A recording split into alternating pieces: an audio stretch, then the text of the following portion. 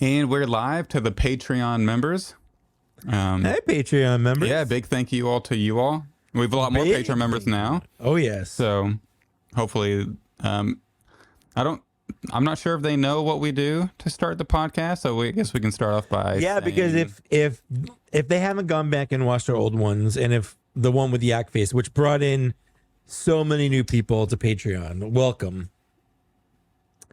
What we do is the first 15 or so minutes, when we don't have a big guest like Yakface, is we have a little pre-show where we talk about kind of behind the scenes stuff or just what we're doing that's not Black Series specific.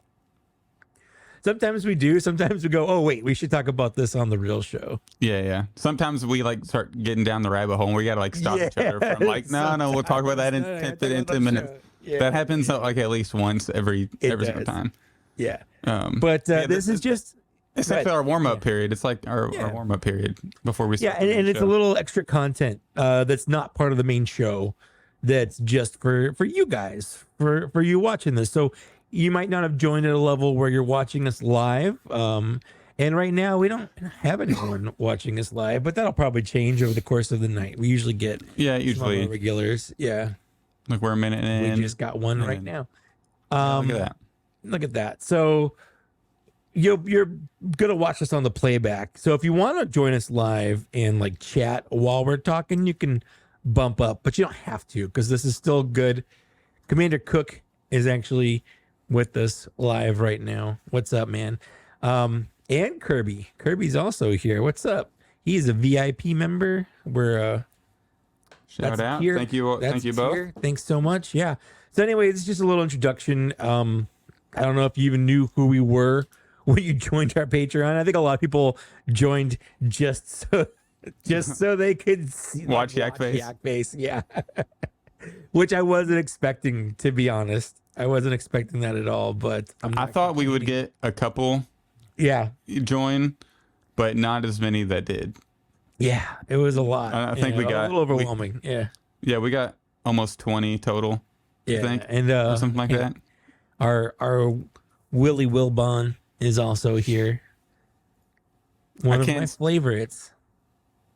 I can't stop thinking about what we talked about pre-show. Yeah, but we're not gonna. I keep smiling and laughing about it. It's so funny. I do want to say. Oh, look at that! Commander Cook says he didn't join just for Yakface. He'd been thinking about it for a minute.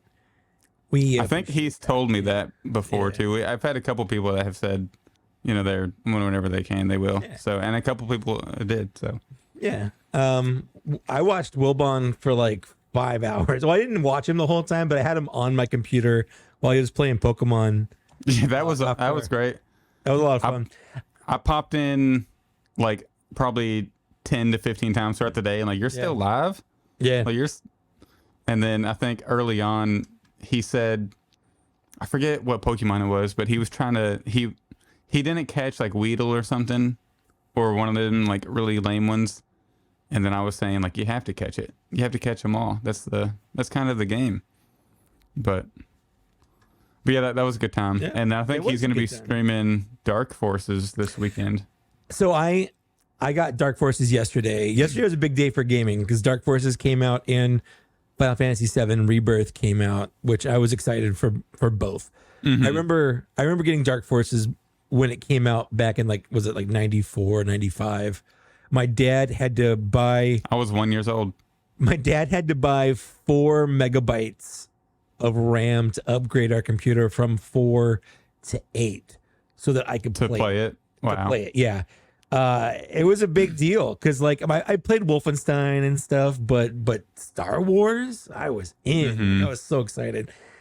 I got it for Switch yesterday, and I played I think half of it, and while I'm going through it, I'm like, how did I play this? Because in '95 I would have been 12, and you couldn't figure out some puzzles or something, or I think there's a sewer level where there's Dianogas and stuff, and you have to raise the water level, and I missed one switch somewhere and I had to keep going through. It's like a loop you have to keep doing over and over and over and over and over again. And I'm like, where's this switch? And I'm running out of batteries because most of it's in the dark. And I got these like, night vision goggles or a flashlight, and I'm running out of light, and I'm like going through these dark areas, and there's Dianogas, and I'm like, how did I do this? When You probably played it. You probably did that one level for like 20 days as a kid, but you just don't remember it. No, I honestly, I think I probably, I think I was very into cheat codes when I was a kid, and there were definitely cheat codes for it. Like I remember my dad got a patch because your base weapon is just punching, but there was a patch you could download to where it just turned the fist into a lightsaber. That's all it did. Was instead of punching, I was like, and I wonder if cheat codes work for the new release. I think it does because there's a spot that says cheat codes, but I haven't done anything with it. But I might have to pick it up and play it. I played it for like two hours. I got through like 4 or 5 or 6 levels, and it's a lot of fun. Definitely, it's they did a good job of upgrading it, but it still kind of feels old. Yeah, visually it looks cool. Like I saw the trailer where they showed like the old Darth Vader and the new one. It's just that's really, they did it because even back then it was one of the few games that had like animated cutscenes in it, and all of them were like fully voiced. It wasn't like reading text or whatever, so it was kind of a big deal back in the day. Star Wars always pushing boundaries, in everything. Yeah. But yeah, I mean, it was one of the first games where you could actually have like stairs and like rooms on top of rooms, because Wolfenstein and Doom, like the levels were all pretty linear, where like there wasn't like rooms on rooms where you go up and down elevators and stuff. Yeah, so Kirby's got the God mode code on there. I'm 100% sure. I don't remember this, but I'm 100% sure. I remember beating it, but I probably had God mode on or something like that, to where I just didn't care about. If I play it, I'm gonna have to remember this, because I would kind of just like to fly through and learn the story, instead of sitting there struggling with a game that's from 1994. That was it. That I 100% remember typing that in. I am lame. Typing that in, and that I 100% remember doing that. So thank you, Kirby, for unlocking a childhood memory I had blocked out. I remember beating it, but I don't remember anything about it. And going through, I'm like, I don't really remember this level at all. And it's fine. It's a lot of fun though. So it was $30 well worth spent. And then big week for video games, Star Wars, because I'm glad you brought Dark Forces up. I was wanting to bring up Battlefront on the Pay Turning Throw, because that's my also, but Battlefront 2. The classic 05 one is like my absolute favorite game of all time. Yeah. There's controversy around it. Have you looked into that? What's the controversy? Well, so it's got stuff in it that was there was like Xbox exclusive stuff, and then there was like mods where they added in the 2 characters, but it was like a user that did that. It wasn't like official, because they just reskinned basically existing characters, and the guy that did it's like, this is literally my work, like this wasn't, and that's in the game. 100%. Oh my gosh, well that's cool. And I when growing up, I only played it on the PlayStation version, so I never played with Kit Fisto and Asajj Ventress and the other maps. Those are the ones. Kit Fisto and Asajj Ventress, they're just reskinned other characters because they were user created. Jeez. Yeah. And so growing up, I never played it online. I just played with me and my cousins, doing Galactic Conquest and the story mode and all that. It's really fun. So I'm so excited they're bringing back online for that. I am same. I probably will play, because I played it a lot when when it came out. I really liked it. Me and my cousin took off Friday, because it comes out the 14th. We both took off the 15th. Yeah. And I'm just going to play it all day, nonstop. We don't have any of this in the notes, because we don't usually talk about just Star Wars news. We just keep it to Black Series. But it's actually a big news for Star Wars gaming in another way, too. Did you see that they canceled the Mandalorian? The Mando game? Game that they just announced like a month ago? Like less than a month ago? I'm so tired of EA canceling Star Wars games. It's ridiculous. It just seems like ridiculous. Why does everything about Lucasfilm and Disney and Star Wars? I don't know. Why does everything get announced and canceled? It seems like half the stuff they announce gets canceled these days. They shouldn't announce it until they're far into development. it's right now. It seems like they're, hey, I just had like some guy on a bathroom, like Kathleen Kennedy's on the toilet, and she's like, I have an idea for a movie, and then she immediately like they announce it like a week later. We have to get it out. And then like a week later, like we really can't do this. Like, fine, it's canceled. It's done. It's canceled. And then the movies they do put out, they fire the director halfway through it, and they got to reshoot half of it because, right? Didn't they say what movie was it? Was it Solo? They say it's one of the most expensive movies of all time because they essentially reshot 80% of it. Well, because they had the Lord. Was it Phil Lord? It was the brothers that did the Lego movie. They did a Lego movie and 21 Jump Street and stuff. Yeah. Apparently, a lot of the stuff that they were doing, it was like mostly ad lib. Yeah, it was almost like a comedy. Yeah, what I've heard. Yeah. So I wouldn't mind the cut of that movie, but I'm sure none of it exists anymore. Or if it wasn't far. Yeah, I'm sure it's behind a sealed vault at Lucasfilm somewhere on some digital file that's encrypted 100 times. Yeah, but I just don't see why they can't like. And I wonder if I'm starting to get the feeling that I know we've talked about this for figures too. That Disney's cut is just too big on Lucasfilm. Yeah, because we see what like what G.I. Joe gets versus what Black Series gets, and because they have to pay so much for licensing fees. Even like Marvel's license is as big as Disney's. It's Lucasfilm. 100%. And I just wonder if the IP is just too expensive for EA to be like, we're already doing that one. It could be, game. So I guess they just didn't. Going back to Dark Forces real quick, there's a scene in Dark Forces that Will Bond's little Easter egg comment reminded me of, and I stumbled onto it, where you're on a level, and you walk into literally a bathroom, and there's like 3 stormtroopers like peeing in a urinal. And you're just like, oh crap, and you waste them or whatever. But I always thought it was like the funniest thing in the world. I remember specifically playing that and getting to that part and just like laughing my ass off because there were stormtroopers using the bathroom. Oh my gosh. Yeah, I mean you couldn't see, they were like wearing their armor and stuff. They're clearly but it's funny, it's for a 12-year-old boy, that's the pinnacle of humor right there. Yeah. Heck, for a 41-year-old man, that's still pretty reliving the childhood. That's right. Yeah. Reliving the childhood. Yeah. But yeah, I'm curious to see what's going to happen with these Star Wars games. I'm loving Dark Forces. I hope they could do Dark Forces too, because we were talking about, like, you were curious about, how we always have Kyle Katarn on the top 10s and stuff like that. And Dark Forces 1, while I mean Kyle Katarn's still a character, he's got dialogue and stuff. He's not the one where you're like, oh yeah, I want a toy of that guy. It's not until the second one where he actually starts becoming a Jedi and gets a real lightsaber and stuff. Where you're like, okay, Kyle Katarn's a cool guy. But I gotta say, I saw on Twitter X today, there's an account, the HK47, and he's got a point where like in this game, he's the one that steals the Death Star. That's the first level is him stealing the Death Star plans. He beats Boba Fett in a fight, and he bare knuckle boxes some dragons.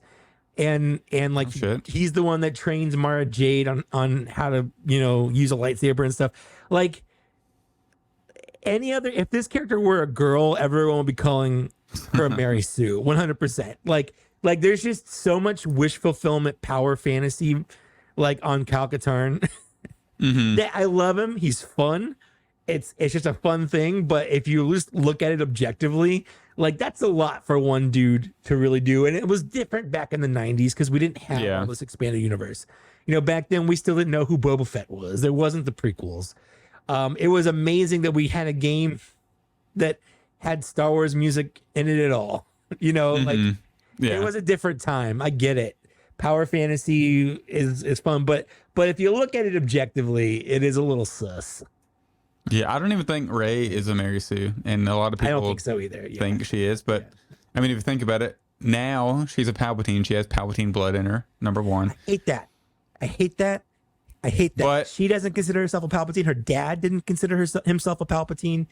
Like, But just 'cause she's she in has the Palpatine bloodline. blood, She's got the she's bloodline. in that bloodline, but she's not a Palpatine. She Well, doesn't yeah, I'm just saying that to identify as a explain Palpatine. her power. But Okay. the okay. biggest thing was Yeah. she grew up on a desert planet alone. Obviously, she would have to fight for herself Oh, for sure. and She had defend to- herself and Yeah, she had to- scavenge, and anybody who grows up in that situation. But I'm gonna say this: she doesn't have to have any kind of bloodline to be strong on the Force. Anakin didn't. Who was Anakin's dad? Who? Nobody. It's because he's the chosen one. So what? He doesn't. have anyone Palpatine's his dad, special. also, right? Isn't that the thing? No, it's not. No, they debunked that. Created him I'm from just the saying, Force. Most Jedi, no matter how strong or weak they are come from no one. There aren't really such a thing as like dynasties or bloodlines. Yeah, I think the only one is It's Skywalker. Skywalkers. It's the That's pretty Skywalkers, much right? it. Yeah, that was and it. then and then all the people that Ki-Adi-Mundi tries to, create, procreate. Yeah. Yeah, because we have our own. Oh yeah, that's a whole nother. We have a whole other issue. thing. Anyways, That's like a yeah. yeah. That's a different topic. So anyway, yeah, it was just a fun thought, like kind of revisiting Dark Forces. Absolutely love it. Kyle Katarn's a great character. Still really want him in the Black Series, but it's been a lot of fun to go back and play that character. And as soon as we end this tonight, I'm going to look forward to going to play Final Fantasy VII Rebirth. How far are you through that?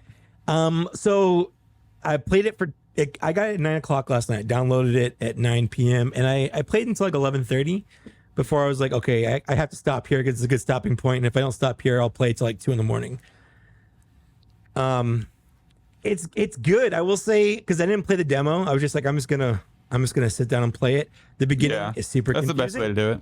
Yeah. Well, they did it so if you played the demo, they counted it as playtime. Like that was the first part of the game too. So if you played the demo when it came out, like you were already in that. Yeah, it's like saves your progression. Yeah, it saves your progression. But I was just like, I can wait. I'm just gonna experience it. But like the first chapter of the game, like the first 2 hours or whatever, is a whole big flashback. So, like, you're not really playing the game. You're playing an earlier part of this guy's life, and nothing you're doing has any bearing on the way the rest of the game will go. Because anything you do to level up or get experience or whatever, like you don't get to keep any of it because none of it matters basically. Yeah. But it's fun what I've played so far, and I look forward to playing the rest. Kirby, I don't even know what 3.75 is, if I'm being honest. Is that how much you paid for it? I think what is 3.75? Yeah, I have no idea. Not on this podcast. Anyways, should we get started with the actual episode? I think we should. Yeah. So anyway, thanks for listening to our Patreon exclusive portion. We hope you enjoyed it. And you better be sorry, Kirby. And now you're going to listen to the part that pretty much everyone else gets to listen to. Although I will say, and I won't add this in, I even cut some parts out of the Yakface episode that were part of the regular podcast because I just didn't think they translated well into audio, which is like the main thing for that. So if you're watching the video version, you're getting everything uncut. I don't cut anything. That's the way we recorded it. So it's kind of a fun, pure. So you see all the crazy stuff that happens. That's right. Or the weird, awkward pauses. There can be those sometimes. This Yak was not the only person to ever do that. No. Especially with Yak when he has so much information, he can't just like spew it all out. And how he can say, oh, for sure. I'm not blaming him at all. I'm just saying there were portions that I'm like, if you're listening to a podcast, you'd be like, hold on, did it stop? Is there something wrong? Right. Yeah. Even if it's only 4 seconds, 4 seconds of silence sounds like an eternity if you're just listening to something. Yeah. Anyways, so welcome to Black Series Cantina, episode 66. It's kind of ominous. Execute episode 66. It will be done, my lord. I kind of practiced that a little bit. I don't think I nailed it. I don't think How many times did you repeat that to yourself in the mirror? Like warming up today? 4 or 5, maybe 6 or 10. I don't know. I never really sounded any better or worse than that one time I did it right there. So I was like, fine, it is going to be what it is. But I got to try. You know, it's funny. We were really holding out hope that Hasbro would reveal that Palpatine that's in the pipeline. We were holding before like this episode, so we could talk about it. Would have been a fun thing, yeah. It would have been that. It's that Palpatine. The picture they showed is the one of him essentially saying "Execute Order 66." Like that's his look when he says it. So that would have been cool. But nonetheless, welcome to Black Series Cantina episode 66. So of course we have to make an Execute Order 66 reference. We are legally obligated. Like legally obligated. We could not do this episode without referencing it. And then like the rest of the episode, nah. But the beginning, we wanted to let you know that we are Star Wars fans and we get the reference. Yeah, absolutely. And I did want to start off the podcast today by giving a like overwhelming, whatever word you can think of, like just a huge thank you to not only to the Black Series Cantina, like, you know, everyday listeners or every episode listeners, but to all the people who tuned in just to listen to Yakface. And we have we've had a lot of extra Patreon members. So a big thank you. Me and Mike thought this was absolutely crazy. So we wanted to share it.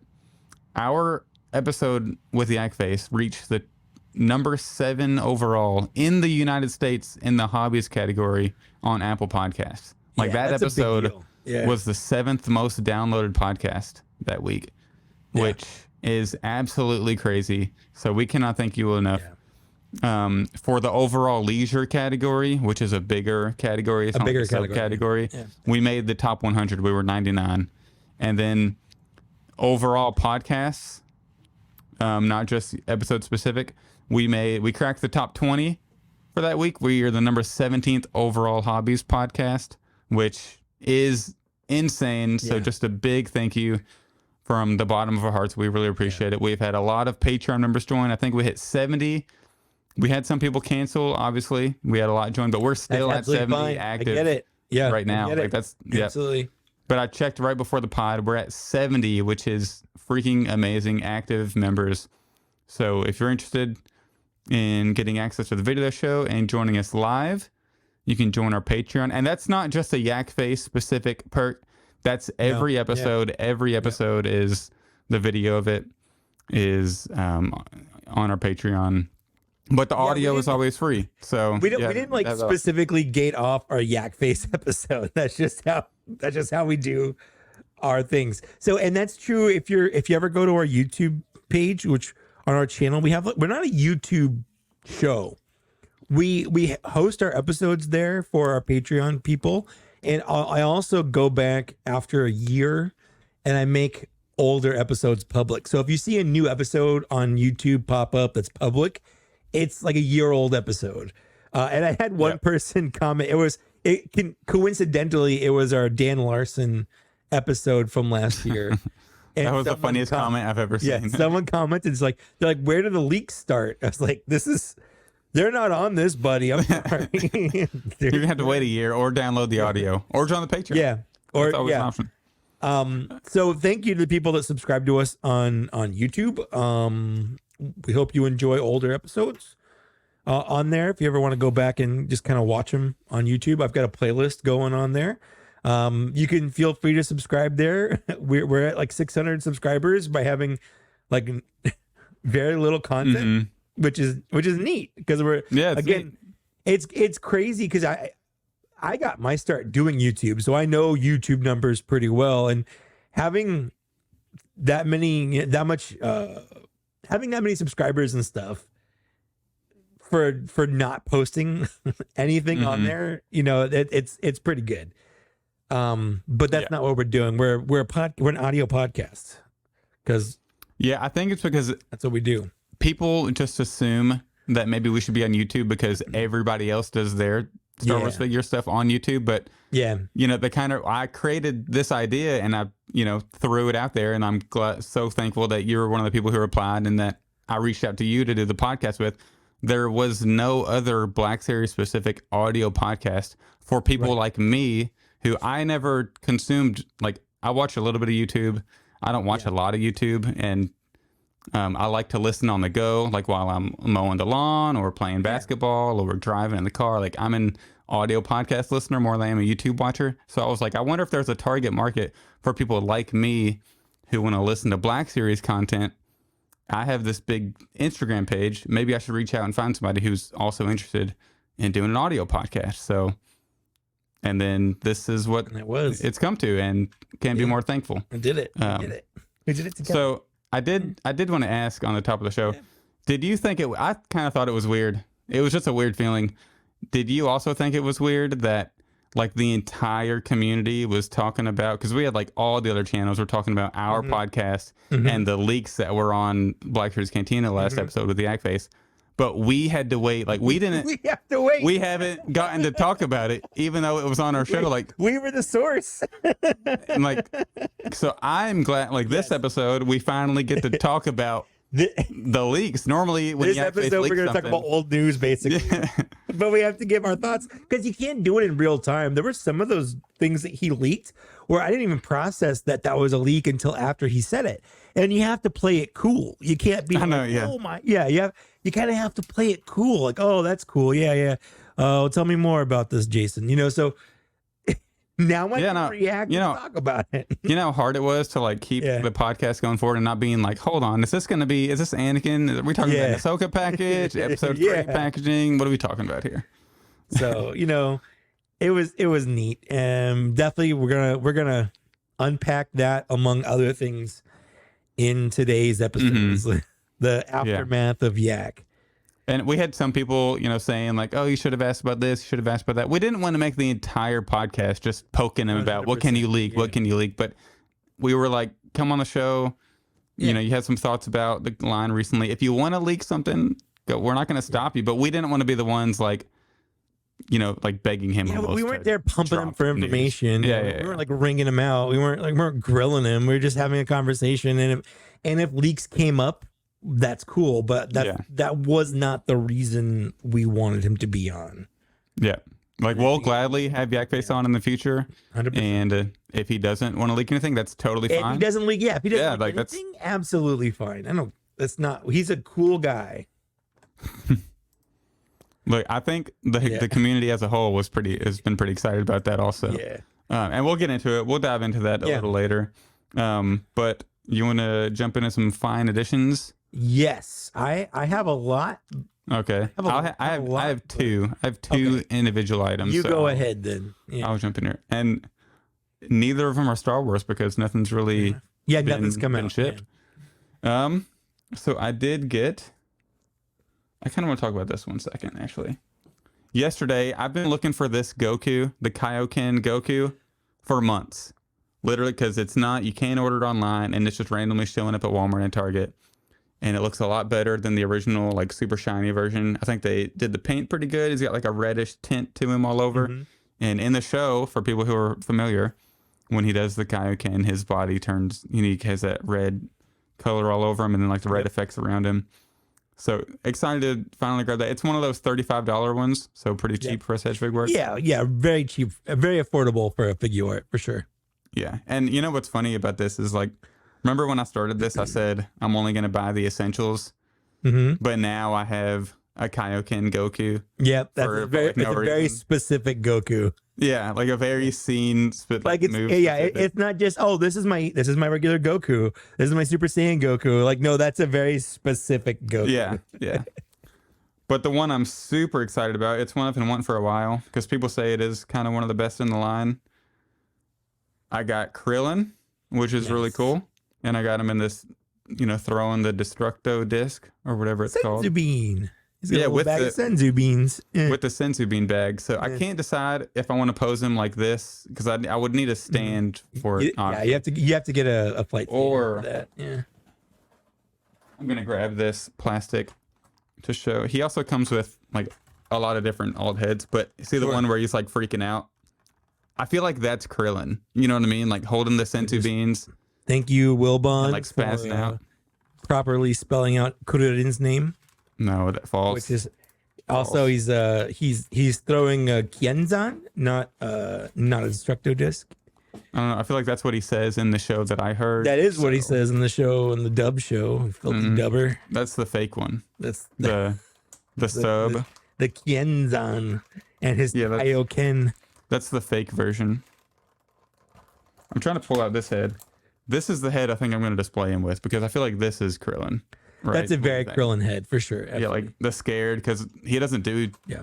anything in the show like normally. So Other than get scared and bang give people hot blonde sensitivities. robot. Hey, wood. Would. Yeah, that's all I got though. I have no Black Series or Star Wars pickups. Yeah. I got a new PS5 controller. Does that count? My other one started getting stick drift. I don't know if Did you that get counts, the but- cool $200 one or just the regular one? No, I got like a sterling silver one. It looked really cool, and I had a $30 Amazon gift card, so I was Yeah. like, "Yeah, these controllers are like $70 now, which Yeah, is yeah. crazy." So $30 off, had to do it. When I got my PS5, I got two controllers and I just kind of switched back and forth because like the batteries suck on them. You know, The DualSense controllers go so Yeah. fast. they go fast. So if I have any long gaming sessions, after a couple hours, I have to swap out controllers. So I feel like because I grab a different one every time, it hasn't put as much strain on just like one controller. Can I ask you a side question real quick here on the absolutely. podcast? How do you like your PlayStation Portal? I like it. I will say it's 100% dependent on your internet. I was at my parents' house over Christmas and played it, no problems. I played while my wife was watching TV and stuff. I'd sit in the living room and I played Crisis Core almost completely exclusively on it. That's the Final Fantasy VII Crisis Core game because I was going through and replaying those games and for the new one that's coming out. And I had almost zero issues. Sometimes the internet would stutter a little bit, but for the most part, it was very fluid, very nice. But the other night, I went to go play, and I don't know if just there was issues with my internet that night. Like I reset my router, but like it just kept disconnecting. I could not get it to work.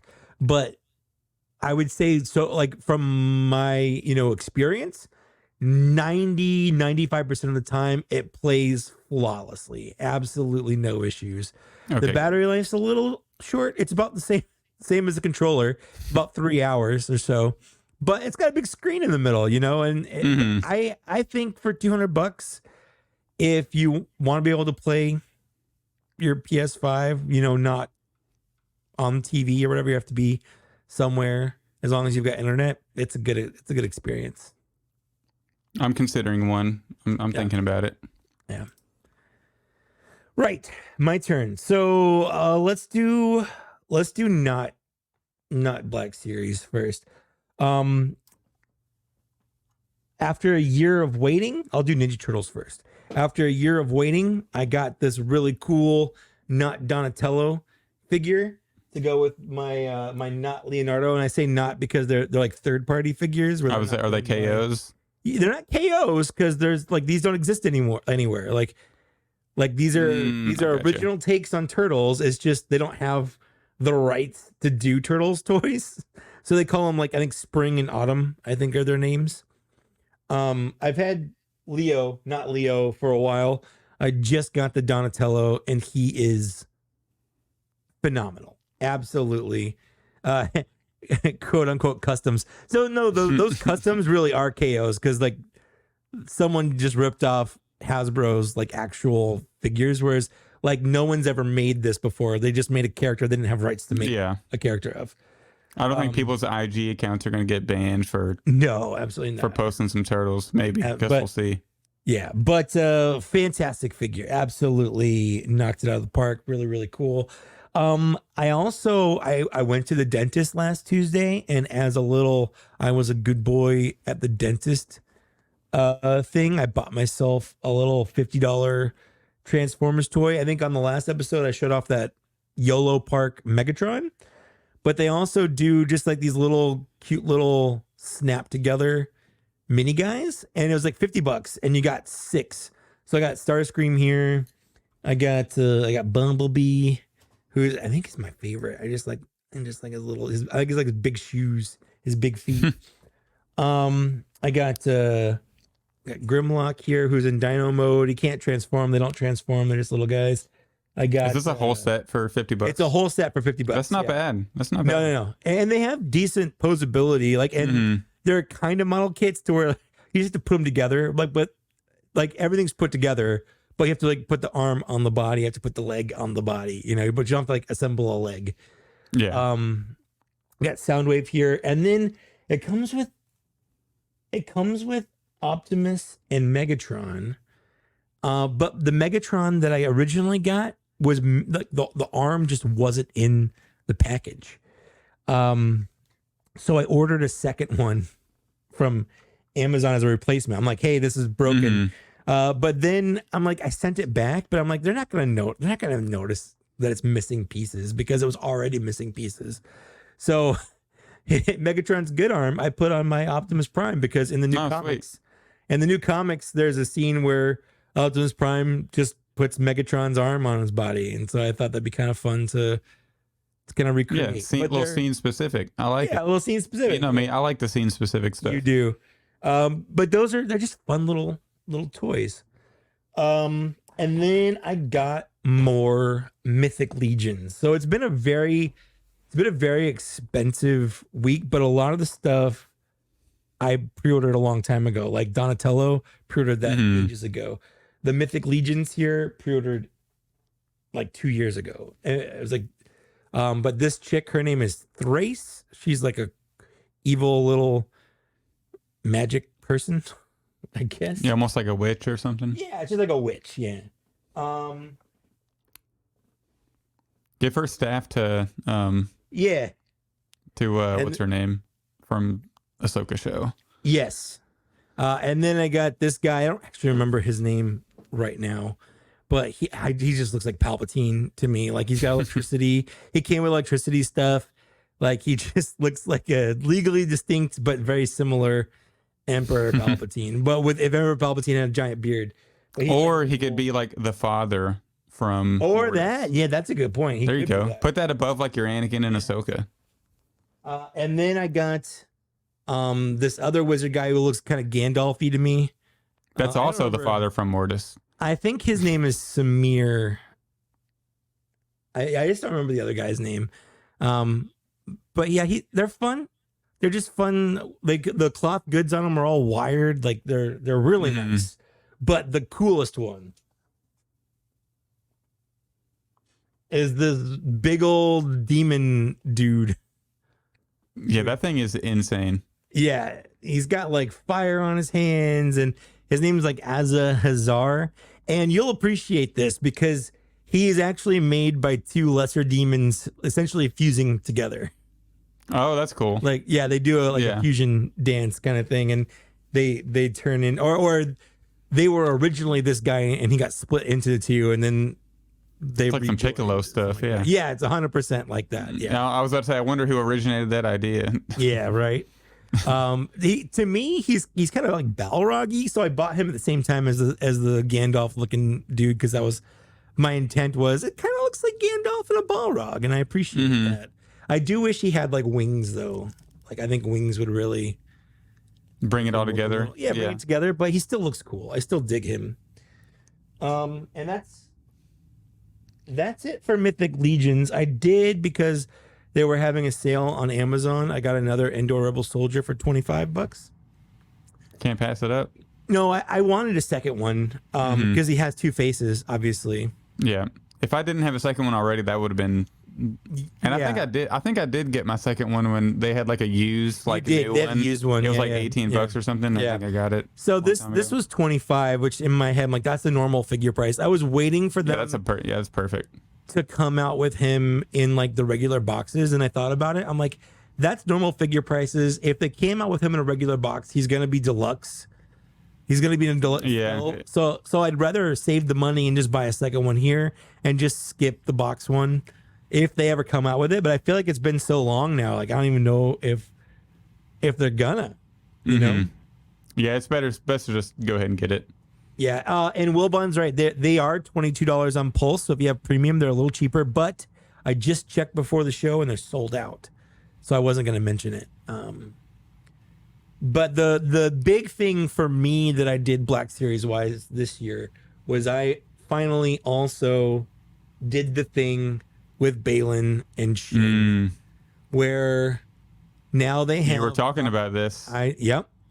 Now they're the proper heights. They have robes, cloaks, capes, whatever you want to call them, and they have properly colored and sized lightsabers. So I think that they look great. I've had a couple people on YouTube comment on Shin saying, "Oh, her robe's supposed to be brown." Like, yeah, I don't care. I don't care. I'm sure in some lighting it's black. Like, I didn't. Yeah, notice. it's honestly, so like, it's not anything I even noticed. I know some people care more about that than I do, but yeah, I swapped out Reva's legs on Balin here. I swapped out. I went with Gideon's Sabine, legs. Gideon. Now I went with Gideon, and I don't love the color on there, and I do need to go glue. I think Wilbon did this, but I need to cut off the little knee pieces on her other leg and glue them on here so she has those again, because it is like it's noticeable that she's missing it. But I think it works pretty well, and for the most part you can't see it, and just having them the right size on my shelf makes a big difference to me. I mathed out how much you spent. How much I spent. Because I'm sure it was $37 for the robes, right? For the two of them. That was the sale price. The problem, and I'm just gonna give them a little plug here. I got the robes from Josh's Custom Capes. It's a 2-pack for $50, and that's how much it was when I bought it, because they went on sale the week after I bought it.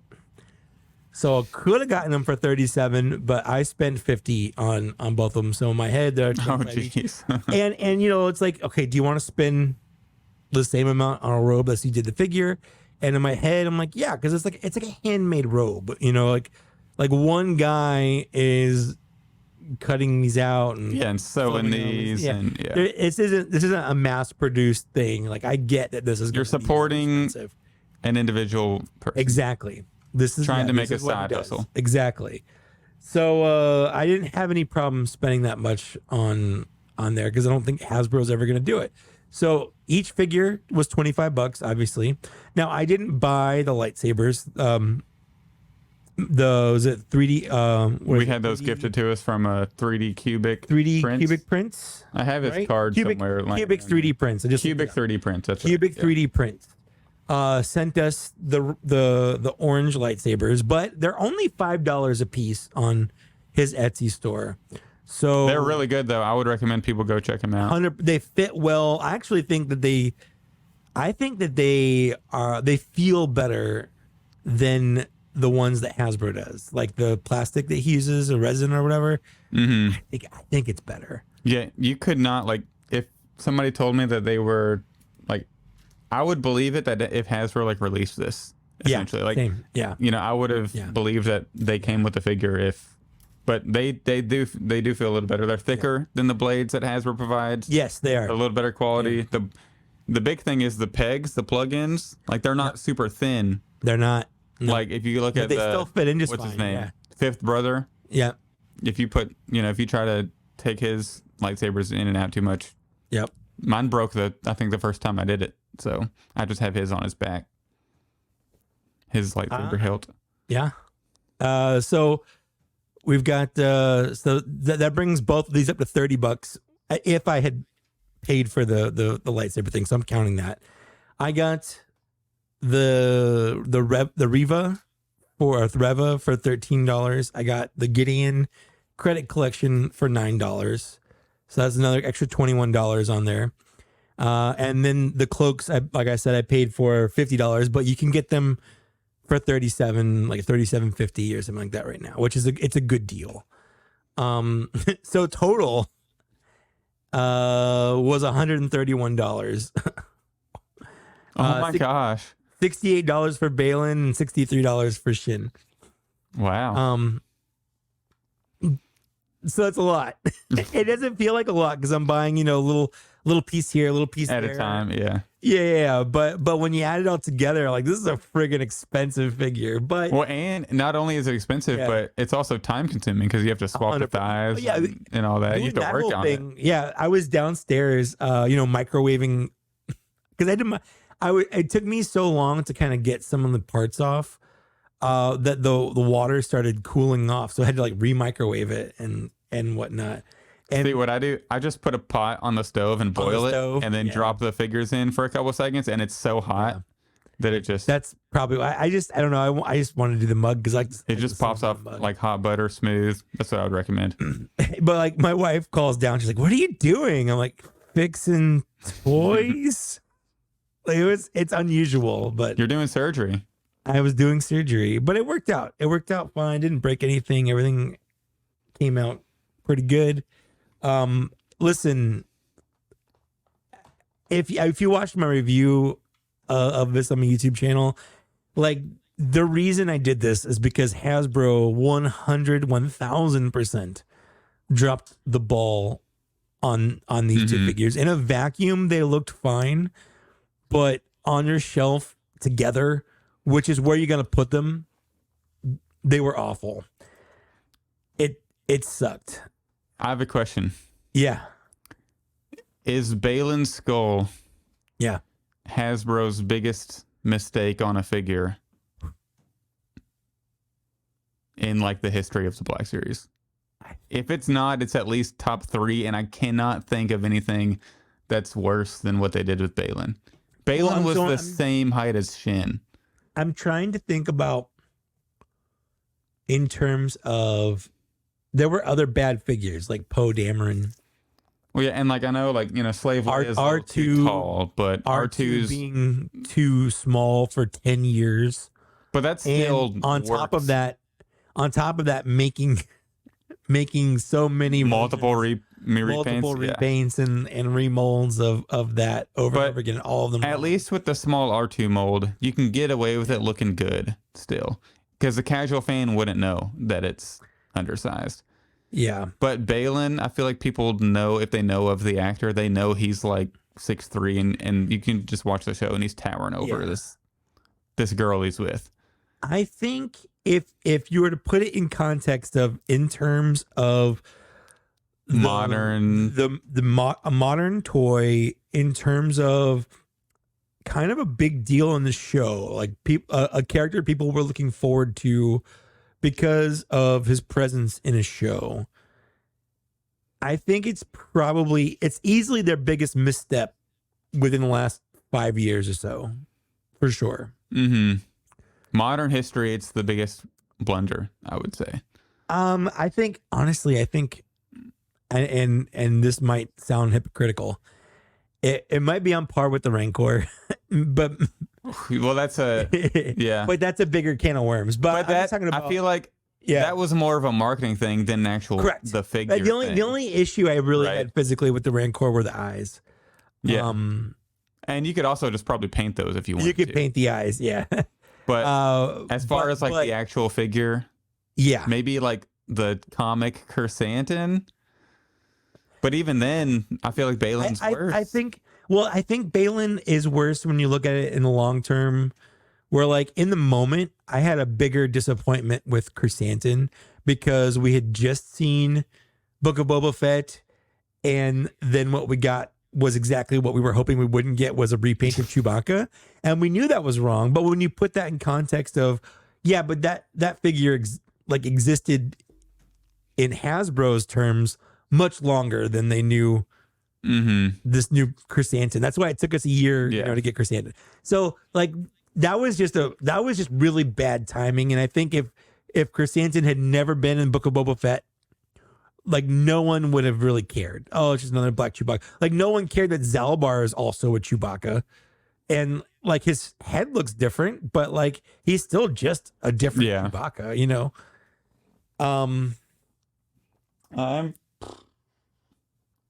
I don't think there's anything worse. If I'm being honest. I think that might be my number one pick. I think Balin and Shin were both just what we should have gotten versus what we actually got. was pretty big. It was a huge misstep. And that's why I had to spend so much money to fix it, because it wasn't just that, if it was a character I didn't care about, I wouldn't have cared that much. I wouldn't have bought it, or I would have just put it on my shelves and I don't really care. It's fine. It's whatever. Yeah. But and those two characters are great. Yeah, they are really great characters. Yeah. I was contemplating, because I ended up canceling my pre-order for Balin, and I got Shin, and I even contemplated waiting until they recast and making a figure of whoever they recast in season 2. Maybe the person they recast is going to be shorter, and that's going to be the right. Oh, that matches the figure. So Hasbro's going to be like, we were right all along. Oh gosh, I hope Shin's going to have a make is even bigger between the 2 seasons. I hope whoever they recast is even bigger. Like, let's just make him like the Malgus size. The guy that played the Mountain in Game the of Mountain. Thrones. Yeah. Let's do it. That would be perfect. Half Thor Bjornsson or whatever his name is. Yeah, that would be perfect. Yeah, I just it was a pretty big misstep, and I know everyone's human, but that was a pretty big mistake to make, and it sucks that I spent so much money that I felt like to properly enjoy a figure. I felt that if I wanted to really enjoy it the way I wanted to, I had to spend that much money. The money, yeah. To get a figure I liked. Because the other option is just not buying it, which I like the characters too much. It's the same thing with, to a lesser extent, with Pre-Vizsla. Like, that is kind of it's a bad figure, because the body is from 2016. It was bad when they made it in 2016. Like, it's not like that was a good figure in 2016 and now it's not. It was always a bad figure, and now it's worse because it's like a character I really wanted. And it's and we know that whenever they make a new molded figure, they knock it out of the park usually, except for Balin and Shin, which is and that was just kind of random. Part, was that one could be okay? They just used an old mold, so it's got all those problems. At least there's that built-in excuse for it. Exactly, but Balin and Shin were 100% zero reuse, brand new figures of new characters. Yeah, so it was an issue. It sucked. I really hope one day, and I know we probably won't, I want to know what happened. I desperately want to know what happened with those figures. But we'll probably never know, unfortunately. But I think it's the time that we finally get to talk about that news. Did you hear Yakface went on a podcast a couple weeks ago? Some small podcast no one's ever heard of. Yeah, that small podcast no one's ever heard of, that, just reached the top 10 in the U.S. on Apple Podcasts for the hobbies category. He went on that, right? We it's not like we've never cracked top records in those before. We've just never been this high in them. Like it's normally our viewership not that high. Decent for being a very niche podcast. Specifically about 6-inch scale Star Wars toys. It's a very niche topic. So we're never going to get like serial numbers, out of this. But the numbers that we've been getting, I had to look up because I'm used to YouTube numbers, and podcast numbers, at least not on podcast platforms, are typically not as good as like YouTube numbers. But we've done pretty good so far. But this episode, far and away. Also, I feel like, our best. Even with that episode, the overall podcast was ranked number 17, like as a show.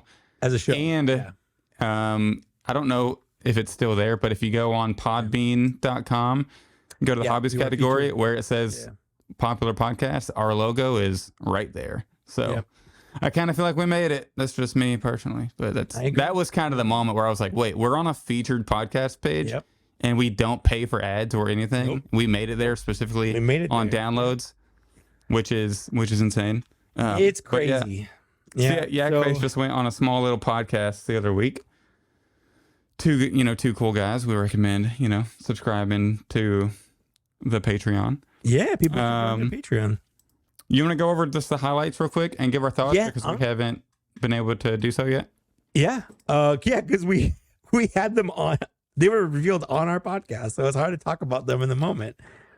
But I think the first thing I want to talk about, I like the way you listed these. So, and this was one of the things I was most excited for is he teased that we're gonna get 3 Halloween figures this year, and I don't know about you, but I really liked the 2022 Halloween figures, the Werewookie, the Skeleton Clone Trooper. They're just like the holiday ones, but I like these a little bit more.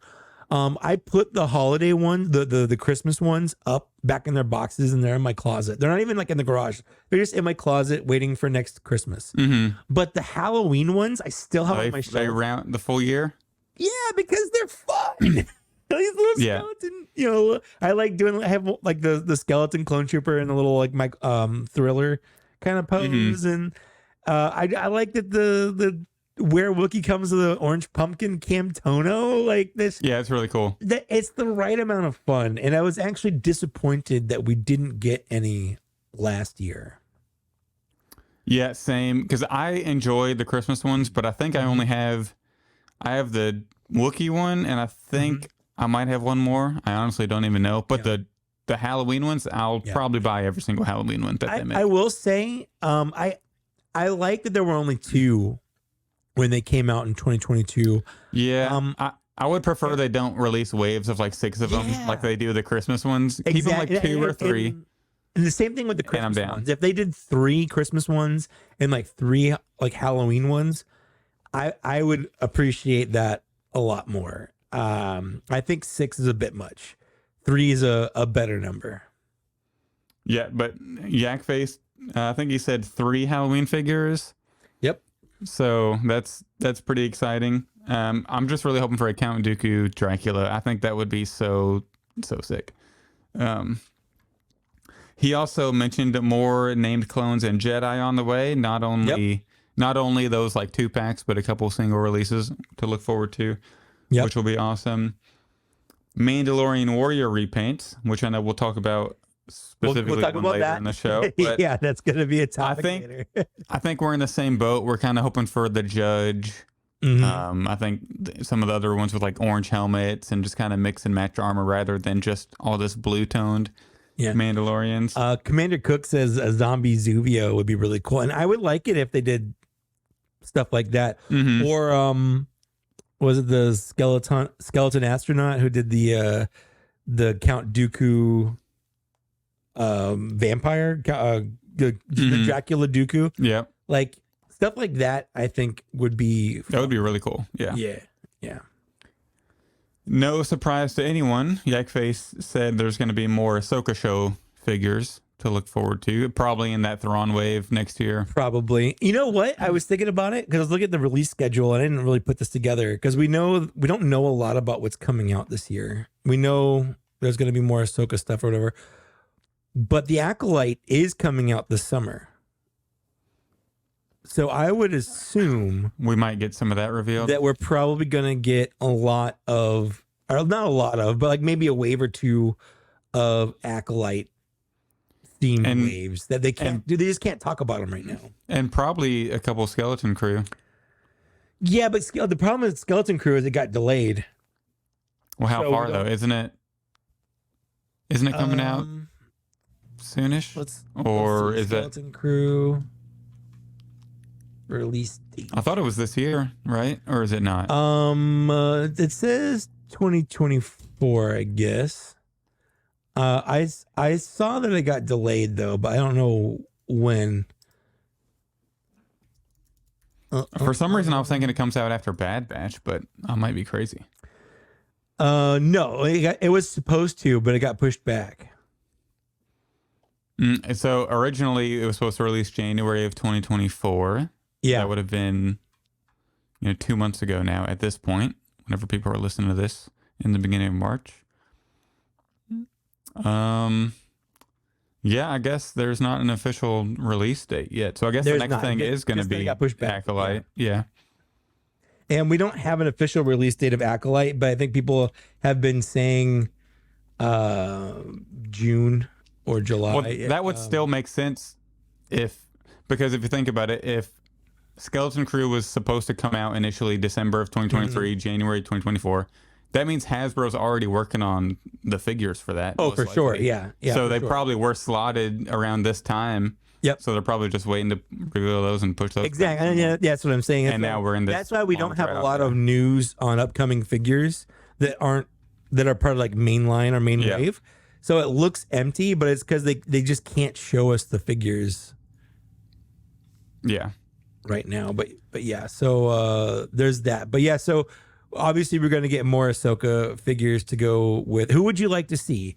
I think based on what they've done with TV, because one of the things he said was if you look and see what other people have done, like in that's where you can see like Hot the Toys and yeah. So I think, you know, based on TVC at the very least, we're probably going to get some remnant stormtroopers or the night troopers, I should say. I want Captain Enoch. I love Captain Enoch. Yeah. I want the Great Mother 3-pack. Sure. Make it a 3-pack. Make it a 3-pack. Absolutely. Let's see the zombie troopers at the end. Yes, the death troopers that are. I think he. Yeah. Did he say Ezra was coming out, or was that me? I think he said Ahsoka, and then I think I said Ezra. Then he was like, most likely. I mean, it would make sense. He's a main character, and it's a new look. If we're getting an Ahsoka and a Sabine, it would make sense to get an Ezra from how he actually appeared in the show instead of how he appeared as a hologram at the beginning of the show. Yeah. I'm just, I'm not complaining about it because it's a good look for Ezra. It's an episode 4 look, but I'm really glad they didn't make it like a hologram figure where it's like, blue. I mean, now that they have the hologram line, they probably will. And it'll kind of make sense. It depends on how well. Well, if it'll be correct if they release them in I would love that. They did right. It. I would love that. Like put them as part of an accessory pack. Yeah, exactly. Yeah. Let's see other characters in the show. What's the Ahsoka outfit in the all white space absolutely. suit? Ahsoka the all white, 100%. The space suit. That. I would love space suit Ahsoka. I know I've complained in the past about getting too many Ahsokas, but that's because they've been giving us the same Ahsoka over and over and over again.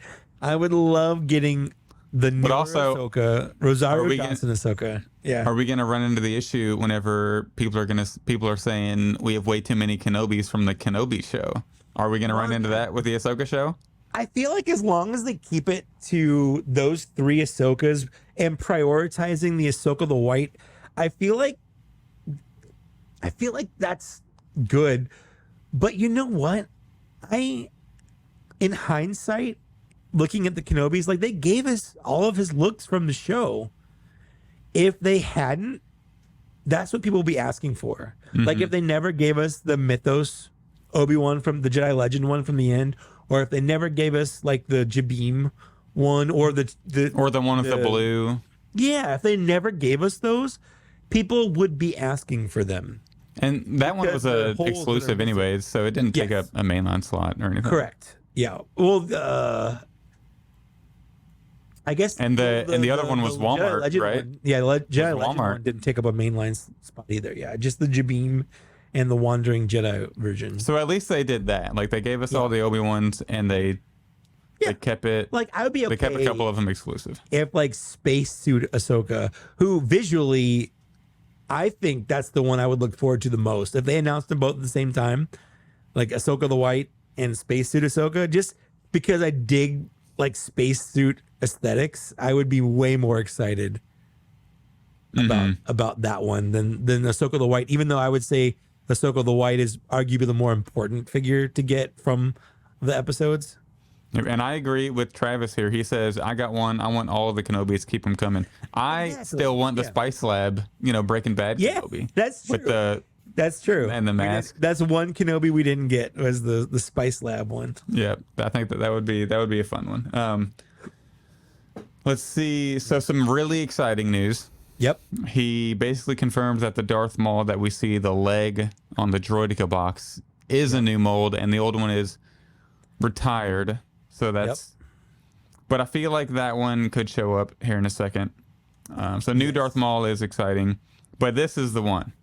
This is the one that we already know. Yeah. We already know. He said Yakface's words exactly whenever you mentioned my number one is Anakin. He said, I don't think you'll have to wait too much longer for that. Which it's kind of obvious because he was so prominent in the Ahsoka show. So we feel like it's time. 2025 He's kind of right back around in the corner. the zeitgeist. He's back in the main discussion.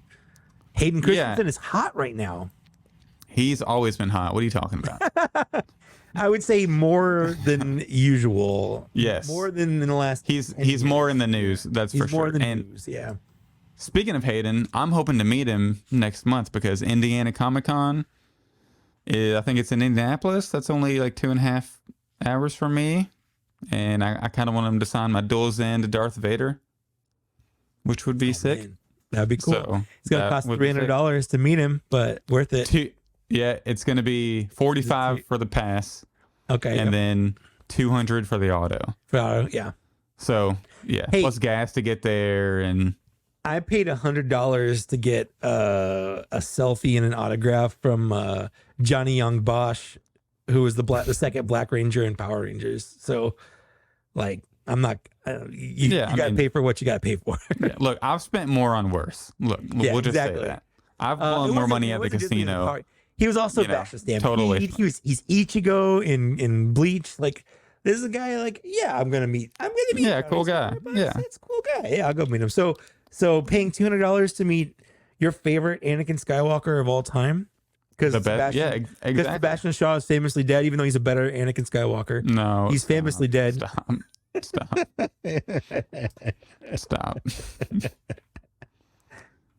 Yeah, I'm probably going to. Yeah, I'm gonna. So this week I'm probably gonna buy the pass, and I just need. So you can make sure you get it. Well, I was trying to find somebody to go with. Like, you're not gonna try to submit your podcasting cred. Try to get it for free. I haven't looked into it that much. Yeah, that's what before I buy the pass, the Saturday pass. Yeah, that's what I'm gonna look into. But I was trying to ask my cousin if he wanted to drive up there with me, and and so we'll see how that goes. Maybe if the Out of the Basement boys want to meet up, that'd be cool. Since they don't even like Star Wars. Yeah, that's true. That's true. So the Anakin tease is amazing. They could release him like 6 different times, and it would be fabulous. I swear, there's so many ways they could release him. The first one, give us an Ahsoka box, normal Anakin from the show, right? So just the same figure. Like not even like a different molding or anything. Just it'll be here's if I were Hasbro, this is what I would do. Okay. And full disclosure, I am Hasbro. I'm trying to maximize my profit. This is what I would do. Hasbro, take notes, because if you do this, I will not complain. Everybody else will, but I won't, and I'll buy every single one twice probably. So a normal Anakin, brand new mold, 100% in an Ahsoka box. You can get your marketing for the new show. Everybody's happy. Make him, episode 3. Don't give him that like older look. Mm-hmm. Like well, he definitely makeup looks a little down and older CGI down. Yeah. Yeah, just make him look like episode 3, because that's how we know it is in canon. And then normal Ahsoka box, mainline, great. Release a 2-pack with him with the red eyes, right, and the red lightsaber as normal Anakin from the Ahsoka show with Ahsoka, so you can redo Ahsoka. Get her out there, but give her the red eyes that she gets. I was gonna say no. Make her the young Ahsoka. He doesn't have the red. Does he have the red saber fighting the younger Ahsoka? He does. But whenever Ahsoka has the red eyes, she's her like. No, you're right. When she gets her Sith eyes, yeah. So that's like mostly reuse right there, but you just paint a little bit of red, right? And you know what? That'd be enough for me to buy it. I'm gonna be honest. Yeah, I'd buy that thing twice. I'd have one to open, one to keep on card, or in the box. And then 2025 rolls around. Release, everybody already has an normal episode 3 version. Then you get a Revenge of the Sith packaging and give him like his look from whenever he first turns to the dark side, right? So in episode 3. And then you can do a 2-pack with the brand new Obi-Wan Kenobi with him. It's like a Mustafar dual version. Maybe he's a little more battle damage, like, some paint apps. That's the 4th release of it. Then you just pick any one of those 4. You put it in the Darth Vader box from the Revenge of the Sith line, 2005. That's the 5th release. And then you can do a HasLab Jedi Starfighter. Just throw Anakin in there. That's a 6th release. There's probably more we can do. You can do a 2-pack with Padme. You can do a 2-pack with R2. I'd buy every single one all day. And I know most everybody would. So Lava, Reflection, Deco for good old times. Just like the old 2-pack. There's like 7 releases right there. And everybody would buy it. Mostly. And then a Black Series version of the evolution of Darth Vader line where it's a Darth Vader and an Anakin. Exactly. See, now you're cooking. Let Mike cook. All these reports about Hasbro's revenues dropping, that would fix There's nothing that'll save Hasbro except what I just said. It'll cause global peace. It'll fix Hasbro. Yes. The planets will align. Yep. People can speak to animals. Yes. That's why the pyramids were built. They were like, we're going to find a way to have a new Anakin in 2025. All that goodness. It's how the world turns. And it's going to be great. Can't wait. 5-pack discussion, which is probably, would you say this is the biggest bomb he dropped on the pod? It was the first one, I think, wasn't it? I think this was one of the earlier ones he did say, but I wanted to talk about it last. Yes. No, I agree. It's a good thing to, so there's a 5-pack. And he hinted that it would probably be like a PulseCon or some kind of convention, which they've done before, which would make sense. That's how they did the Heroes of Endor pack. But it's a 5-pack with basically all bad guys. It's going to have an Emperor. It's going to have a Vader. It's going to have a Maul. It's going to have a Grievous. And it's going to have a Thrawn. And this one kind of took me aback whenever he first said it, because I was like, wait, Black Series 5-pack? That's really crazy. But the biggest question, this Darth Maul, do you think it's going to be the newer mold, or? I think all of these are going to be new molds. I really hope they are anyway. Thrawn, if they're not putting the new mold of Lars Mikkelsen, that's going to be a weird issue. If they're doing a new Maul, which we were pretty sure they are, if they don't put him in there, it'd be really weird. I don't know if we'll get a new Grievous, honestly, but it would be cool if we did. That'll be the one that's... I don't think it's necessary to get a new Grievous. I don't think they'll give us a new Grievous anytime soon, unfortunately. It would be cool if that would be a reason for them to give us like a brand new Darth Vader with maybe some new legs. I'm just saying.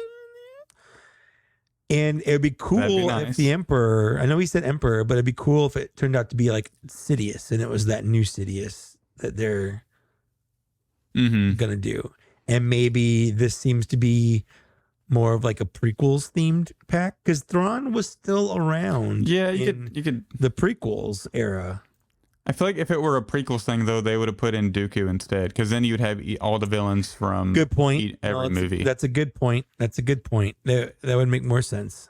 I feel like it's going to be mostly reuse. I think the Thrawn, and I think they might tie into all the news about how Hasbro's cutting costs and all the revenues are down. So they're just trying to, it would make sense if they're just trying to come up with anything they can to put some multi-packs out there. I think it'd be mostly Pizza Hut. He wants to know why new legs for Vader now, and the answer is why not? Because they're old legs. He's got double jointed legs, and that's not how they do legs anymore. And it would just be unfortunate if they did it now after we got all the other releases of him recently. Yeah, I agree. But I feel like I wouldn't put it past Hasbro, because let's be honest, Hasbro's made some really crappy decisions like that before. And it's not just the Star Wars team. Like they'll do that they do that with Power Rangers all the time, where they'll be like, hey, here's something. And then like a month or two later, like, here's that same figure you just bought, but now it's slightly different. And now it's better. It's what you wanted the first time, but you already bought that one, but now we're making you buy it again. Like they'll do stuff like that. And like, I think it's important to remember that Hasbro, they're not your friend. We like. Exactly. They make things we like. And they're employed by people. A lot of people like the things that we like. But Hasbro as a company is not a person. Hasbro's a company is there to make money, and they're not our friend. Mhm. And while they might do things that we want them to do, like make a new Anakin Skywalker, if we, make enough requests and ask enough times or whatever, or, I feel like half the reason we got the new Chrysanthemum so fast was because of the reaction to that other Chrysanthemum, which was pretty visceral. Mhm. I think that Hasbro's going to do whatever Hasbro's going to do to make them the most money. And sometimes that's ripping us off a little bit. And kind of, what Jason said in his post, like you're either going to be okay with it and go with it or be upset and go with it or stop. Or just don't do it. Yeah, just buy what makes you happy. No one's forcing you to buy these. Just like no one forced me to buy Balin and Shin. I bought them knowing that they were the wrong heights. I didn't feel like I had to buy them. I felt like if I wanted them to look like I wanted them to look like, I had to spend more money than I wanted to. And I wasn't happy about that. But I wasn't like posting every day about how much I hated it and how much it sucked. Mhm. What I am posting about is how great they look now and how much I like them more now because I fixed them. And it sucked that I spent so much money fixing them, but it sucks that I had to do that. But I like what I did and I like the way it looks. Shout out to Lance Peter Luke, who, just got here. Thanks for that video to make it easy to replace the legs to fix the heights on my Shin and Balin, So there, I guess what we're saying is there's like a balance where not everything is hunky dory and it's okay to talk about that and address what we don't like and maybe give some criticisms or some suggestions about what we could do better.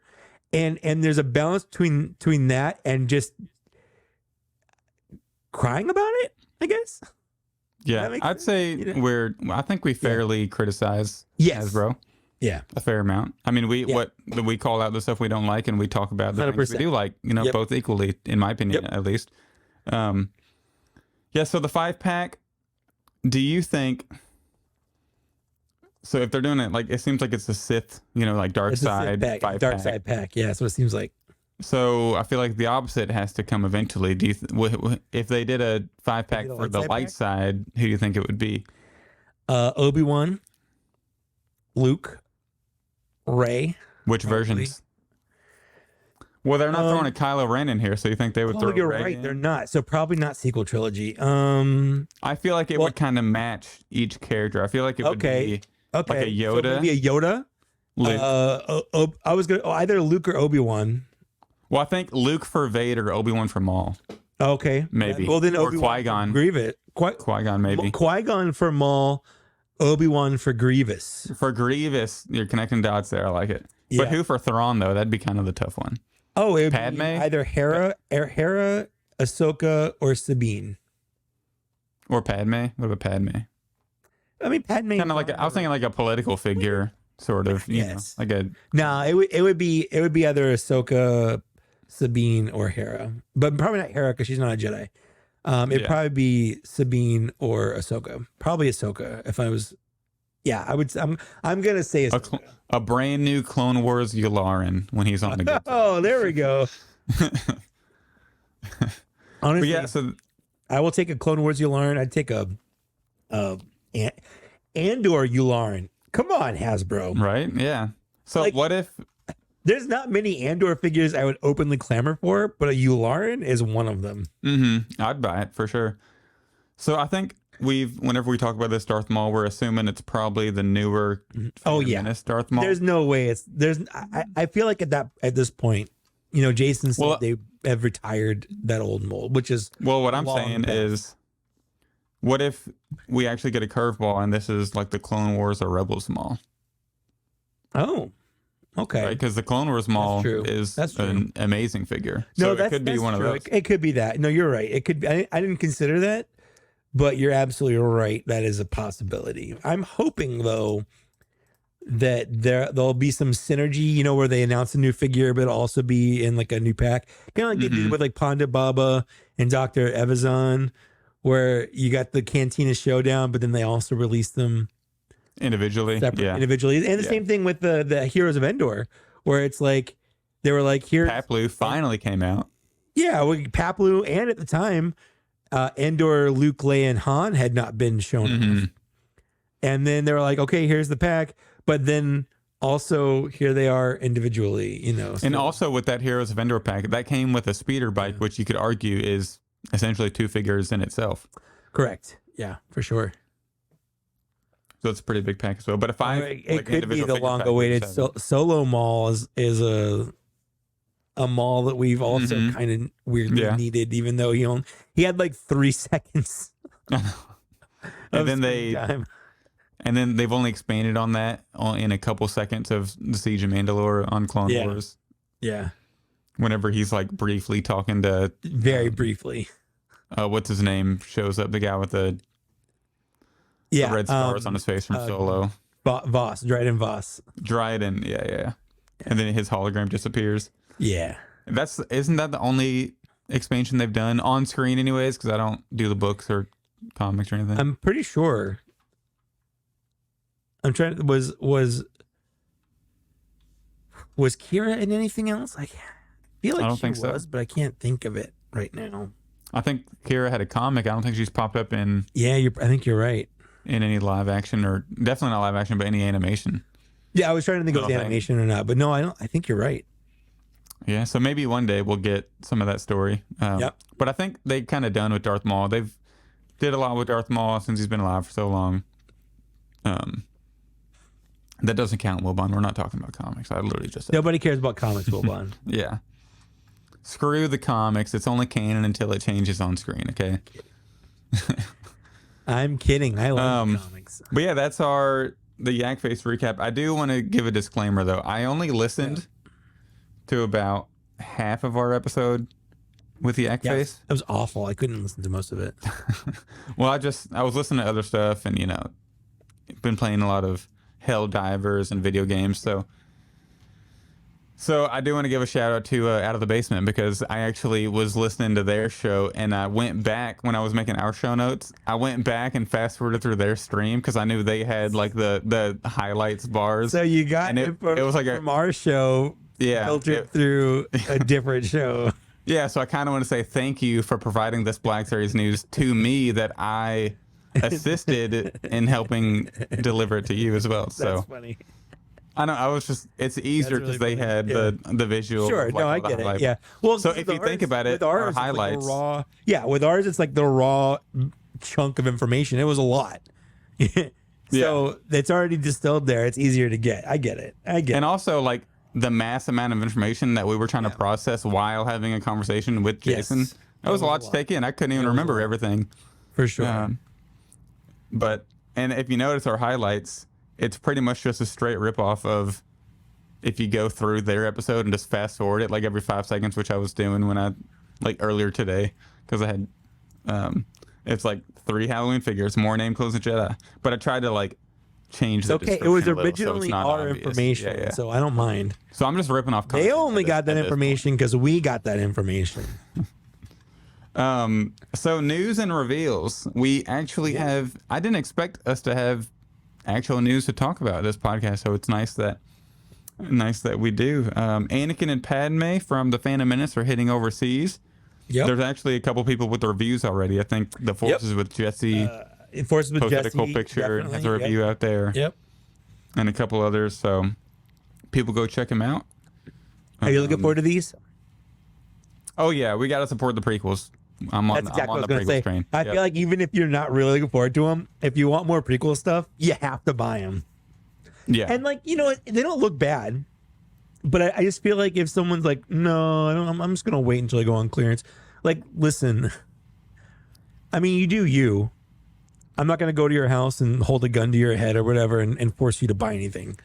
But if you're like, I want more prequel stuff, you have to show Hasbro. You have to back it. Yeah. You have to back it. You have to show them that them giving us prequel stuff is going to be worth it for them.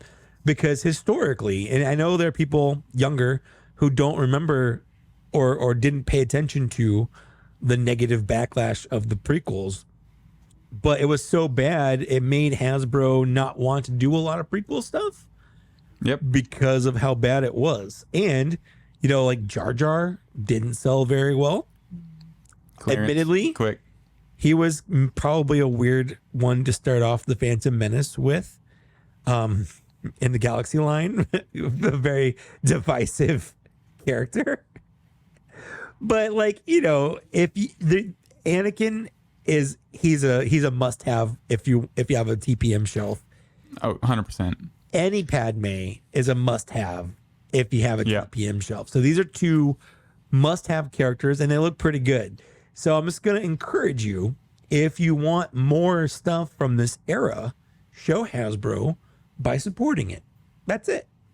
Yep. I totally agree with all that. And obviously I'm looking forward to the Anakin more than I am the Padme, but I'm still definitely getting the Padme. Like it's already pre-ordered. Anakin's pre-ordered. So those are some fine additions to the Phantom Menace shelf. He's a person and his name is Anakin. I do wish. Now you got lines of him stuck in my head. What's he like? I'm a slave and my name, or no? He says I'm a person and my name is. I'm a person. My name is Anakin. That's what did he says? Like he's a slave or something. Yeah. What's his line? Oh no, she goes, you're a slave. Padme asked him if he was a slave, and she's like, no, I'm a person. I'm a person and my name is Anakin. Are you an angle? She's a cute angle. You get it? I made him mad. I like it. Thank you. It. Yeah. I don't know. We'll talk about this whenever the actual figure comes out. You see, it's okay to think that Padme is cute in the Phantom Menace because when that movie came out, I was the appropriate age to think that she was attractive. Yeah, I was like what, 5, 6? I was like 13 or I was like 15 or 16. But she still, could have been with you. Yeah. Yeah, exactly. So it wasn't me. Weird. I was 6. It wasn't weird at the time that I thought she was attractive. And now she's still my age. Like Natalie Portman is roughly my age, so still okay. Oh yeah. Oh, 100%. 100%. Pizza. I was 17. Thank you. You're right. 82, 99. I was 17. So. And does he know your social security number? I just said I was born in 82, like earlier tonight. So. In other news, Hasbro Pulse is having a pretty solid sale right now. There's a lot of items that me and Mike paid full price for. Is it outlets? Well, isn't that the same? That's the same thing. It's the same thing. Well, to me, a sale implies it's temporary. Okay, we're getting too semantics right now. Okay, fine, fair enough. There are figures that Mike and I paid full price for. Yeah, that's true. And one of them is a figure that we have already had, and we paid full price for it again. The Jabba the Hutt. But we both also sold our Jabba the Hutt to offset to fund. So. Yeah. But so I don't feel we could have waited. Yeah. We could have waited and got this one for. But I'm glad it didn't. I've had that beautiful display for a while now. And that's how I look at it. Like, you're right. I'm not going to say no. I don't care that if I had waited, I could have saved money. But at the same time, I've had it for a while. I've been enjoying it on my shelf, and that's not worth nothing. You know? Yeah, and I don't look at that Jabba set, especially since I sold my old one right whenever this version was announced. To somebody who obviously doesn't listen to Black Series Cantina, so they're not up on the latest they news. Have that inside knowledge, yeah. And like, I don't look at that figure and say I overpaid for it because of the hookah set and like the diorama that me and you both now have for that figure. So even this figure they could give it away for free, and I'd be like, no, that would suck. Piece. But I'm not mad that I paid that much for it. It was what, 89 retail, I think. Yeah, it was like $90, and now it's like 49, I think. 50, but but there's a lot. Honestly, it's about the price it should have been. I'm just. With all the hookah set and like some 60 or something. I would have probably said 60 or 70. Yeah, I think it was about $20 too expensive. But I would agree with that because I wanted that hookah set really badly, and looking at like people that make them, it was way more than $20. Yeah, I was looking at 3D print options, and at that point, like none of the files were that great. Yeah, from the ones or they weren't good. Yeah, exactly. Or like they're not really that great files, or it seemed a little hard to print, and I'd have to paint it, and that wouldn't look good because then you wouldn't have like the translucent green liquid and all that. Also, I did a side-by-side comparison, and I think the colors on the new one look better than on the old one. And I don't really? know if that's because my old one has been sitting out and it's faded a little bit, but I don't think so. I think the colors on the new one, they Well, just also- feel more vibrant. The SDCC version from 2014, Yeah. that one had a slightly better paint app than the standard release. Right, and I had the So I standard think release, I so think that that's makes the sense. one Yeah. that they put in That's this the one I pack did. Yeah, that makes because the sense. colors are more vibrant on the. That makes they are more vibrant. Absolutely more Yeah. vibrant. Yeah.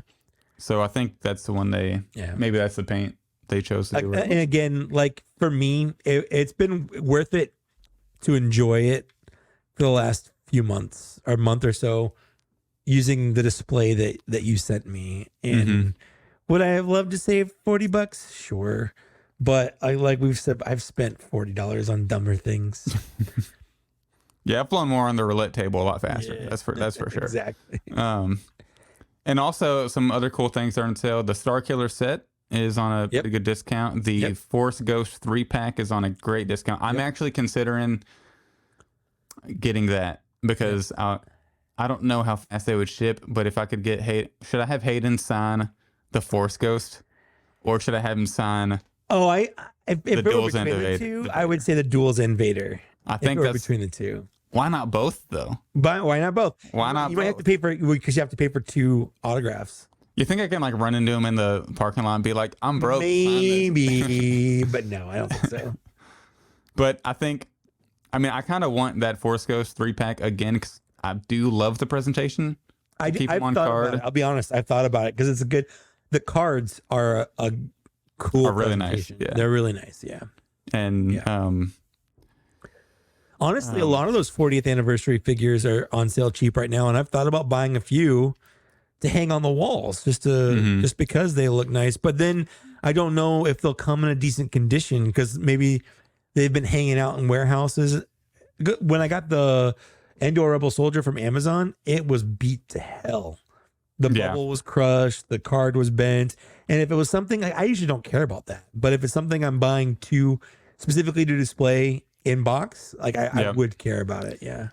speaking of that, I actually just pre-ordered the Return of the Jedi 40th Darth Vader again, and Luke because I want the Luke on card. I have Vader on card, but I kind of want to open the Black Series. You want to open it? I have the SH Figures version, like in my Episode 6 display with the Emperor's Throne and all that with Luke. Yeah.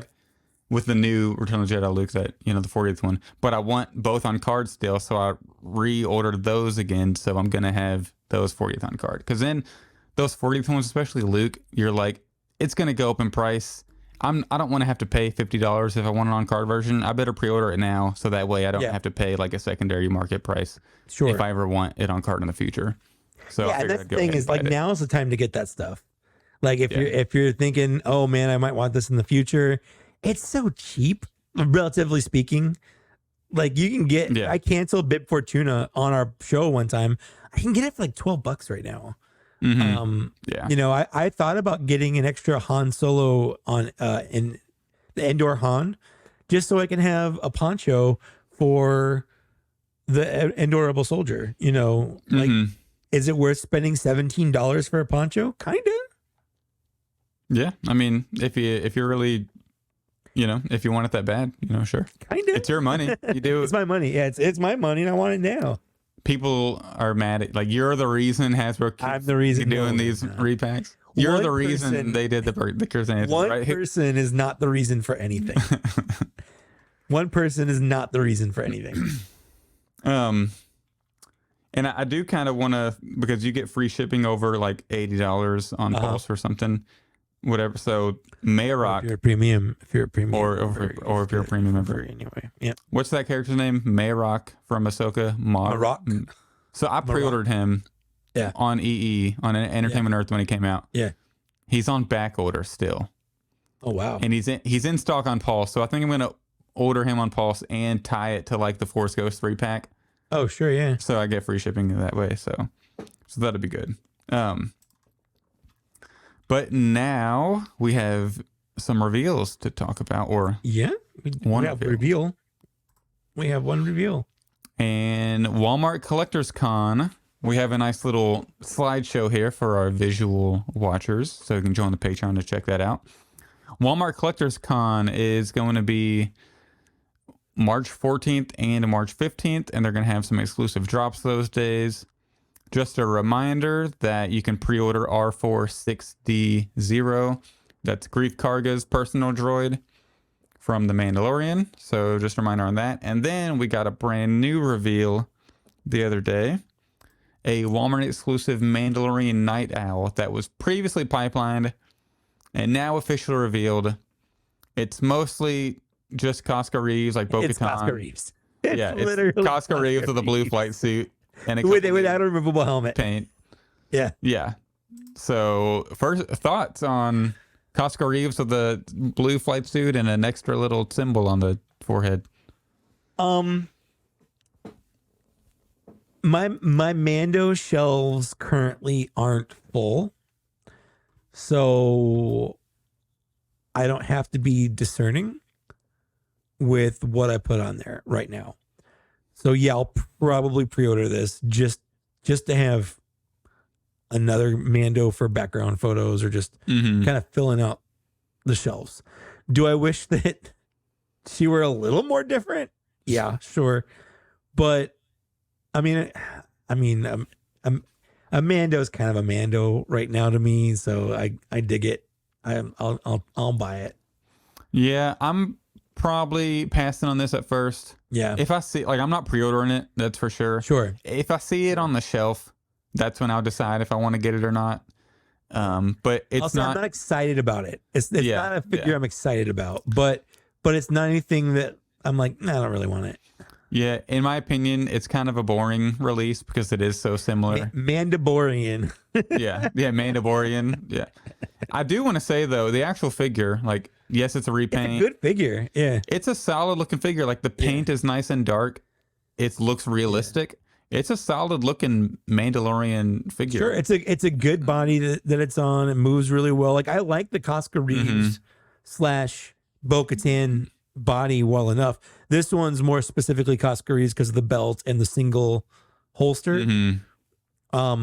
Which it's kind of a bummer because I mean, dual holsters when you come with two. Actually, I don't know if it comes with two blasters. If it just comes with one, I think it's the one. I guess. Yeah, then that's fine. Because the problem with Casca is she has two blasters and one holster. So like, what do you do? What do you do, Casca? You just carrying around a blaster? You just carrying it around in your hand? You tuck it in your belt? Someone on Instagram, I wish I would have screenshot it, but they actually found in the background this specific one, and it looks pretty accurate. It just doesn't include the head that's underneath, because in the scene you can see the actual actress without the helmet. But this is the first female Black Series Mandalorian without a removable helmet. Sure. This mold, so because Casca and Bo-Katan obviously have removable helmets, so. And the helmet does look a little more angular and like narrow, I think, because I think it just doesn't have to fit a head underneath. Yeah. So, I mean, technically it's a new sculpt, but it's kind of not at the same time. Well, it has to be because like it doesn't. It's not a removable helmet. Well, yeah. So I mean, it's new, but like, it's new, but it's not. It's new, but it's not. Yeah, I know. So, but I mean, it does look cool. So if I see it, I might scoop it, but I'm not excited about it. I want some different colors. Yeah. And my Mandalorian shelf is packed. I just had to rearrange some things. I got this little display down here, which is just temporary. So I don't know. This definitely is not a priority for me. It's a little boring. Sure. But that makes sense. But I think it'll look good on people's shelves who pick it up. Yeah, I definitely don't think it's going to be one for everyone. But here's the thing. That's perfect for a Walmart exclusive figure. Yep. A figure that not many people really clamoring to get. Like, it's not taking up a spot in the main line. It's not something that people are gonna be like, oh man, I have to have that, and then have it sell out in like 2 seconds or whatever. Like that. This is a perfect example of exactly what should be exclusive to a store. Like the only people that's not fan channel. Exactly. Yeah. Well, fan channel is basically mainline. Yeah. Let's basically. So but exactly. But for this, like the only people that are going to be buying this are the people that really want Mando, or that's pretty much it. Like, Yeah. or and they have room on their shelves, or they dig this kind of thing. So it's not going to be everyone. It's a niche kind of thing, but I'm happy they're making it, and I'm glad that they're not putting something locked behind Walmart. Like, I'm more worried about getting the stupid droid than this, because that's the first non R5 R2 droid that we've had in the line. Period. And it's the new mold. And it's the new mold. He's got a unique head. I'm gonna get him, even if I had no idea where R46DO was from. He's briefly seen in Grief Karga's office, and I don't care about that. I just love having droids. I love filling my shelf with droids because This they work droid- well in background photos. They work well all the time. Yeah, this droid, you can put it anywhere on your shelf, and it's gonna. You can put it in your. You can put it on your Clone Wars shelf, and it would look like it fits right in. Clone Wars, Or Rebels, OT, Rebels, Andor, Solo, wherever you want to put it, Yeah. doesn't matter. And the good news about the Mandalorian Night Owl, apparently it's only $24.97 is the retail price. Oh, nice. So it's not going to be the upcharge $28, $26.99, $27 exclusive price tag that we've been getting lately. So it's actually 2 cents cheaper than normal mainline. Nice. Because that's how Walmart does the 97 instead of the 99 for some Love it. We're reason. getting spoiled. Look at all the, Yeah, look at all the this. savings. Inflation Passing the is dropping. savings on to you. Is inflation dropping? So yeah, that's about all I got to say on the release. A little boring. Not really looking forward to it, but I might pick it up if I see it on the store. If it hits like $18, I'm probably definitely gonna pick it up. But For sure. if I see it before then, I still may. Just depends on my mood. That day, I guess. I'm gonna. Speaking, we kind of skipped over it. I meant to talk about it. One of the things on the outlet is that carbonized TIE Fighter pilot and Royal Guard set, which was the figure set that made me stop being a completionist. Where I was Is like, that nope, on I'm outlet just not sale gonna too? get it. It's on the outlet sale, and I'm like, Are you gonna do it? Do I buy it? Is that cheap enough for me to be worth What's the price picking for it it? up? It is $44.09. That's So not bad. $22 a piece versus $70, which is what it was. So the Royal Guard, if I'm remembering correctly, has a really nice candy apple red color to it. Yes, I'm looking. That's at it right probably now. that's probably worth it alone. The TIE Pilot is, I can't remember what the TIE Pilot looks blue. like. He kind of has like a look of the Vader, where they kind of made him like a tinge of blue instead of black. It's for $44, that's less than retail each. Yeah, That's but the not bad. thing is, if I got them, I probably If you have wouldn't space on even the open wall. them. Yeah, I would take them because they come in a box, right? So what I would probably do is take them out of the box and put them on the wall. So the question becomes, do I want to spend that much money just to put these straight on my wall? Yeah, that's definitely the. And I don't know. I spent more on the credit collection. I did the same thing there. Like, I've got a full credit collection, so I'm on the fence about it. Like, but I just thought it was interesting that this is the figure set that was like, nope, not doing it. I'm done being a completionist, and now I'm like, Yeah, right back in the mix. yeah, right back in. No, but I've passed on other stuff, so it's not like this would. It's not like this would put me back on track to being a completionist. I've passed on a lot of stuff now. I think with that, because you would want your Royal Guards to be uniform anyways if they're by Palpatine. Yeah, So I think put it on my shelf. I think keeping those on the wall makes more sense for those. And I think it's probably worth it for $22 each, because Travis here is saying the blue on it looks really good, and I think the Out of the Basement Boys got it also. So they did. Yeah, they did. Ask them to send you an in-hand picture, Nate or one of them, to send you an in-hand shot of it and see if Again, it would just be convinces you. just be to put on my wall. I wouldn't even open it. I just put it on my wall. So it just depends on if I want more wall decorations or not. Because I've got all my carbonized stuff on my wall over here, and there is a nice spot right there that could have two. Yeah, I've been actually thinking about lately, I need to start hanging stuff on my walls, because if you think about it, if I hung all this stuff that has hangers on like the wall back there, I It would would free open up up a so top much shelf space. here.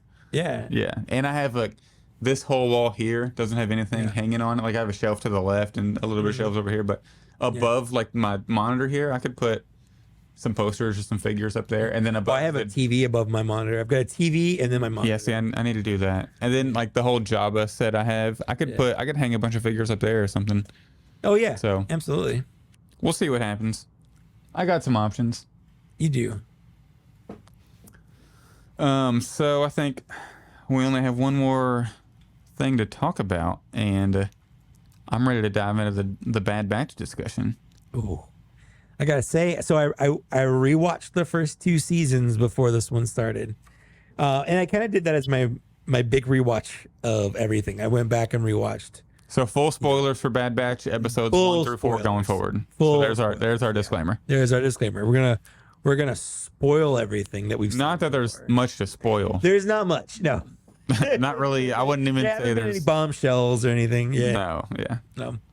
But I went back and I rewatched all the live action shows, kind of in release order, and then I went back and rewatched Bad Batch seasons 1 and 2, and I remember not thinking season 2 was that great when you're watching kind of one a week, but it's same thing with Kenobi. Like if you just sit down and kind of binge it, a lot of those like more filler type episodes, like the racing and like stuff. Adventure of the Week type And stuff. Yeah. Or like and the treasure hunt one and whatnot. They're more palatable when they're just, you don't have to wait a whole week for 30 minutes of treasure hunt and Well, it's kind of racing. because it's kind of disappointing whenever you wait the whole week and you're like, ooh, what are we gonna get this week? And then it's just like, exactly. oh, Sid walks in. She's like, I got another mission for you, boys, Yeah. and it's like, Yeah. So I got so tired of the Sid missions after like halfway. And, well, through and again, a lot of season. those feed into their breakup with Sid. So it's stuff that you see kind of when you're watching it back to back. Like they have a lot more tech focused scenes and episodes because Tech's gonna die, and we kind of called that going into it, but it definitely you see it telegraphed a lot more when you're watching it all together and like kind of. I watched it over 2 days, like half of the second season on one day and half the second season on the other day, and it definitely hits different when you kind of watch it all in one chunk. I cared a lot more that Omega, got kidnapped at the end. I freaking love Dr. Hemlock. He's so good. So Jimmy Simpson, that guy, he was in he was a McPoyle in the It's Always Sunny in Philadelphia. He's in Westworld. He's been in a lot of stuff. He was in a couple episodes of Psych. He's just so good. Like his voice, his delivery, it's just so creepy, I guess. It's like he fits like the subtle evilness of his character perfectly. Yes. Like his delivery and because he's doing some nefarious science projects. Yeah. And you just feel he feels like a threat, like mentally with his like maybe he could be like a Thrawn type character. He kind of reminds me of Thrawn a little bit.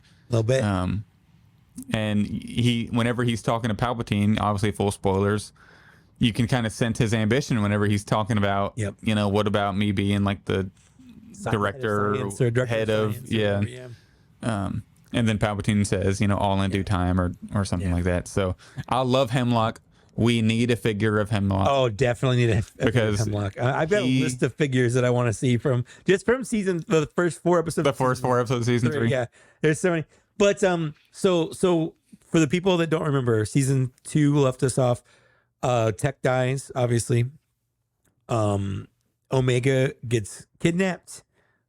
Scorch was a big part of that, and fuck you, Scorch. So mad at Scorch. Speaking of Scorch, do you? Yeah. I don't know if you have this thought, but when I was watching, and since this is great to ask you since you just rewatched season 2. Yeah. Did they redo the digital like the digital sculpt for the Republic Commandos in season 3, or was it just? No, I think it's always.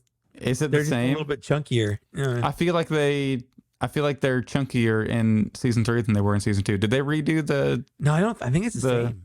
Is it the same? It didn't strike me as being different. They're always kind of chunkier. We're just used to seeing the Black Series. I feel like because I can't tell if am I used to look because my 4 Republic Commandos are like right here, like on this shelf. Yeah. So I look at them all the time, especially doing this podcast, and I sit here for work, so I see those all the time. Yeah. I'm like, am I used to just looking at the figures, or did they actually update them to look a little thicker?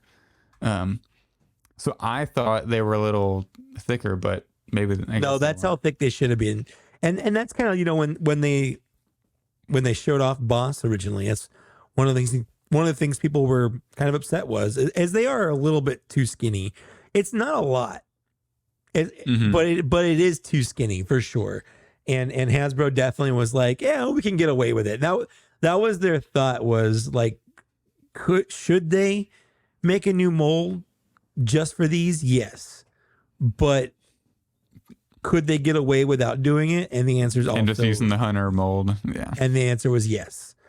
And at this point, I don't want, I do and I don't want them to make a new one because we already have the Delta Squad.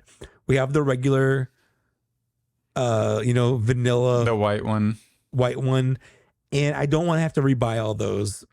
I would love it. I would. They though. would look great on the shelf. I would. No, I agree. I would. If they were like, you know what, we're gonna do them properly. We're so sorry. Here's an updated mold. I would buy them. I wouldn't be happy about it, but I think it would take live action for us to do it, for us to get it. Probably. I think you're right. Yeah. If somehow they showed up some live action. Yeah. But yeah, so obviously I think the way they've kind of done the episodes has been interesting. The first episode was all just Omega and Crosshair, and it was a slower burn. It kind of felt like an episode of like Andor, where it reminded me of like Breaking Bad almost. Yeah, there wasn't a lot of action, but there was a lot of suspense, and it was just interesting. It also the way they did, I think they did it like 4 or 5 times throughout the show, but whenever it kind of flipped to a new chapter, it showed the blood vials and the test. So like it made you want to learn more about what science experiments going on specifically. And there's a couple cool theories, like, is that Palpatine blood getting inserted in him? Is it, some people were saying it could be Vader's blood that maybe Palpatine's trying to find a way to, because since he has the highest midichlorian count and they keep talking about incounts, is he trying to create an ultimate like force sensitive that he can clone over and over and over? Is it, is this leading up to the Rise of Skywalker situation where he's coming back? But obviously it's because I think Hux's dad in whatever live action brings up, I think it was Mandalorian, one of the Mandalorian seasons, he brings up Project Necromancer, and that's what they're talking about in Bad Batch now, Project Necromancer. So I think that's what it's all leading up to. That was for sure. And so they're using Bad Batch to get into the sequel series, which is smart.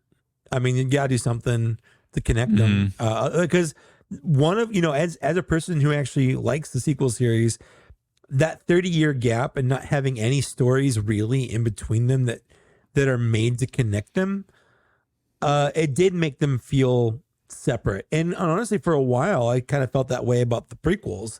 And it wasn't until getting like the Clone Wars cartoon and Rebels and stuff where they kind of bridged those gaps. And now they're using Bad Batch to bridge the gap into the sequel to say like, hey, no, obviously it's a lot of retconning, which is, and Star Wars has always retconned. Always. Always. Since the original trilogy, Star Wars has always retconned things. Darth Vader was not Luke Skywalker's dad in A New Hope. Luke Skywalker and Leia were not brother and sister in Empire Strikes Back. Those were things that were retconned on the fly as the movies were written and came out. And there was never any like overarching grand plan from day one that stayed the same. So if you had the attitude of, oh, they're just retconning stuff to make it fit. Yes, they are. That's the point. They've done it for everything from day one. They've done this to Star Wars. It's not new. Yeah, So it seems like getting mad Star Wars about always this, leaves holes in live action just to fill them in with the animation later on. Always. So, But I mean, going forward, I'm I happy they're would doing it. Yeah. Yeah, I would prefer going forward that whenever if they do want to do a trilogy, that they know what they're getting towards. Sure. Going Sure, forward, for that, absolutely. they need to start doing that. Yeah, I know. I agree. But I'm just saying, like, but it's okay to retcon something. it's okay. Yeah. Forward, Yeah. Exactly. Yeah. Sure. But yeah, the way this season is probably my favorite season of Bad Batch so far. Oh, Like easily. I've been okay on Bad Batch. Like whenever they actually get into the nitty gritty, like the Empire stuff, it's really good. Yeah. But some of it, and I haven't rewatched it, the way you have yet. Well, so the first season was interesting because it starts off really cool because it's piggybacking off of stuff you've seen, The Clone Wars, yeah. And like the further away it gets from that, it's like it's still interesting, but it kind of loses its direction because it starts just being about these guys they're just trying to survive. They're just doing stuff to survive. And then the second season seems to kind of meander a little bit where they're still just trying to survive and they're just trying to find their own way, but there's not like a thing they're working towards. You don't know what they're doing. They're just not dying. Episodic, yeah. Exactly. But this one, because of the first two seasons, now we kind of have a thing. They're now there's the stakes. You can feel the stakes are higher than they've been. There are stakes. Yes. Exactly. Omega has been kidnapped and she's being used as the main reason for the science experiment. Which I have a question. Yeah. Did Nala say she's the Kaminoan that's doing the test? In season 2, did she request Omega be present, or she's not going to work on the project? So why, if she knew that she would likely have a positive? Well, so no, I'm sorry. She didn't request it, but what someone told Hemlock that if they want Nala Say to help, that they need Omega. Because I was confused. Then when he told that to Nala Say, she just kind of went along with it because like she doesn't want anything to happen to Omega, very obviously. Because I was confused because I for some reason thought she requested Omega, and then I was like, well, why would she request Omega be present if she knows? Lama Su told him. Yeah, it was Lama Su told him that Omega was the key to getting Nala Say. Okay, so I'm probably just mixing the characters. So that clears up a lot of confusion for me because I was like, why would she want her there if she knows? I would say she didn't, but it was one of those things like when she didn't have a reason to say no, and if she was there, she could do what she was doing. She spent all that time essentially protecting. Yeah, just kind of like Omega. It's kind of like Obi-Wan giving Luke to Anakin's family. It's so obvious that it's not obvious, Yeah. Like no one thought twice about Omega the whole time until that one time that she couldn't be there to throw away her blood and it got tested, Yeah. So I kind of have a theory. Okay. What if to protect Omega, Nala Say, I get these names confused. So Nala Say tells them there's another clone similar to Omega that they can hunt down, and they try to track down Boba Fett. Could be. And, I mean, obviously we know that in this season at some point we're going to meet up with Asajj Ventress. Yeah. And Asajj and Boba were friends in the Clone Wars cartoon. And I do think it's funny that they're trying to track down Omega right now for these tests, but they literally have Boba Fett on a ship with Darth Vader in Empire Strikes Back, and they have no idea that they could just use that person also, and it's like the same thing as Omega. It's true. But yeah, the season, but the season's been very good so far. Like the darker tone has me like really looking forward to every Wednesday on Bad Batch. Yeah, so same. I forgot that the Hemlock's assistant was also a female clone. I Yep. totally forgot about that. I was like, where they going with that? And what makes Omega so special? Like, I is it just that she's unaltered, or is she altered differently? I think that's what know? we're Yeah. gonna find out soon. Yeah. Because I really hope so. Yeah. yeah, because if Omega wasn't special, they could just use that lady's blood. Exactly. Yeah. Right. So it's interesting. I'm very much intrigued by the whole thing. I'm also really glad I think that we don't have to wait the whole season for them to meet up again. Like, we're on episode 4, they're back together. I know, yeah. That's done. I was kind of worried that they were going to drag it out a little bit. Same. Like, I feel like some of the other seasons they would have. If this were season 2, Omega and Crosshair Maybe would have halfway been stuck on a through the planet season. for like Yeah. 3 episodes. Yeah, you know? exactly. Yeah. But I did want to say for a second, Uh-huh. shoot, I lost my track. Oh, could Omega be special? Because what if she's the first clone that just randomly had like a pretty solid M count, like midichlorian count already, and they didn't have to do any like special add M count like Palpatine's trying to do? What if they know has more than, because everybody in Star Wars has midichlorians, like Yep. it's just the Jedi or the more skilled people who have off the charts, or like Anakin did, or a lot like the Jedi or Sith. Yep. But if Omega just has more than a normal clone, maybe that's why she's considered special. But I don't know. It's going to be interesting to find out for sure. Yep. So figures you want to see from the first 4 episodes so far. Hemlock is a lot. For sure. For me, hey, before we get into that, before 2 for me. Yeah. Real quick, before we get into that. Yeah. I really, and this is to kind of piggyback off of my complaints about season 2. I left up. You're still watching. Sorry. They brought in Cody and then never brought him back. True. I think they implied that he left, right? Yeah, I guess they did, but At I the really end want of the Cody to come back. I think he will.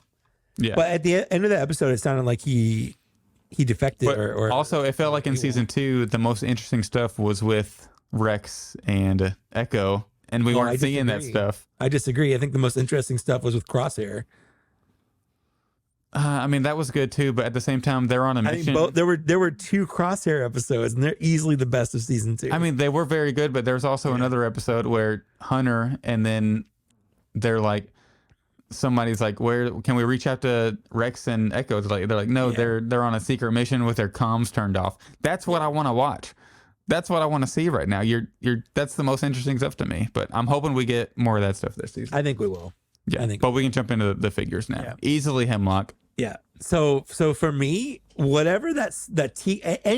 Stormtrooper, I really dig the TK design, but specifically the one with like the vest and the goggles, the jackets and stuff. I don't know why a Stormtrooper needs goggles. Over the helmet is absurd. I dug it so much. I loved it so much. It's not even the mud troopers where their eyes get exposed. If you pull the goggles up, it's just a straight Stormtrooper helmet. It reminds me of a Viper from G.I. Joe, because they're the kind of the same thing. They have like a face shield, but then they have goggles for it too. Like, why do you need both? You have a face shield, but I don't care. It looked cool, and I like the little like jacket thing they had. I was in on it. I loved it so much. Yeah. Yeah, TK Troopers, I think we need a Kaminoan, like Nalase would be amazing. Yep. And then they could we definitely need a Kaminoan at all. Because they nail aliens. Like Hasbro's so good with aliens. And yes, I noticed how he got blown away when the ship took off at the end. I thought that was pretty funny. I mean, they specifically show it's hard to miss. It's like right there. And they have like the special, like one of the modern screams that they're trying to bring in to make a new. I want Wilhelm. a 2-pack. I want a 2-pack with season 3 Omega with her like longer hair and her dog friend. Oh, Batcher? Batcher. I'm down for that. Batcher be sick. I love that. Like, yeah, I just get the feeling that Crosshair is going to be like that dad that's like, we're not getting a dog. And then like, it's going to be like his favorite thing. I know, becomes his or whatever. Yeah. Do you think Crosshair is dying this season? I think they're all going to die, honestly. I really do. I think some of them will make it out. Do you think that skinny guy? I've seen people say he's tech. There was like a skinny guy in like 3 seconds of I think episode 1 or 3. I don't remember which. And I might have to rewatch. I don't. he has like his face covered, but he kind of like Kind of like the proportions. he kind of has the right proportions. I'll give him that, and he's definitely like a mysterious figure. And we know they recovered his body because he had his glasses. At the end of season 2, they're like, "This is all." I forgot that Tech. I thought Tech died at the end of season 2, but he dies at the beginning of the episode. So there's like a whole episode after he dies. Yeah, because the train car like falls and he. Yeah, and that happened They're at the very, escaping. very beginning of the last episode. So I've seen people be like, "Oh, that's gonna be Tech." I don't know. I feel like this is gonna be another. I've seen a lot of theories that are crazy about Bad Batch already. Yeah, I know. I feel like it's gonna be another Marok thing where like, oh no, he's gonna be this. He's gonna be Star Killer. He's gonna be like, no, what if he's just Marok? What if he's just a guy? That's what he ended up being. I kind of want a Palpatine. Like I know we have the Return of the Jedi version, but I feel like if they do like a little bit different of a head sculpt, they could just reuse everything else and put it in a Bad Batch box, and I think that'd be cool. Just to get it out there.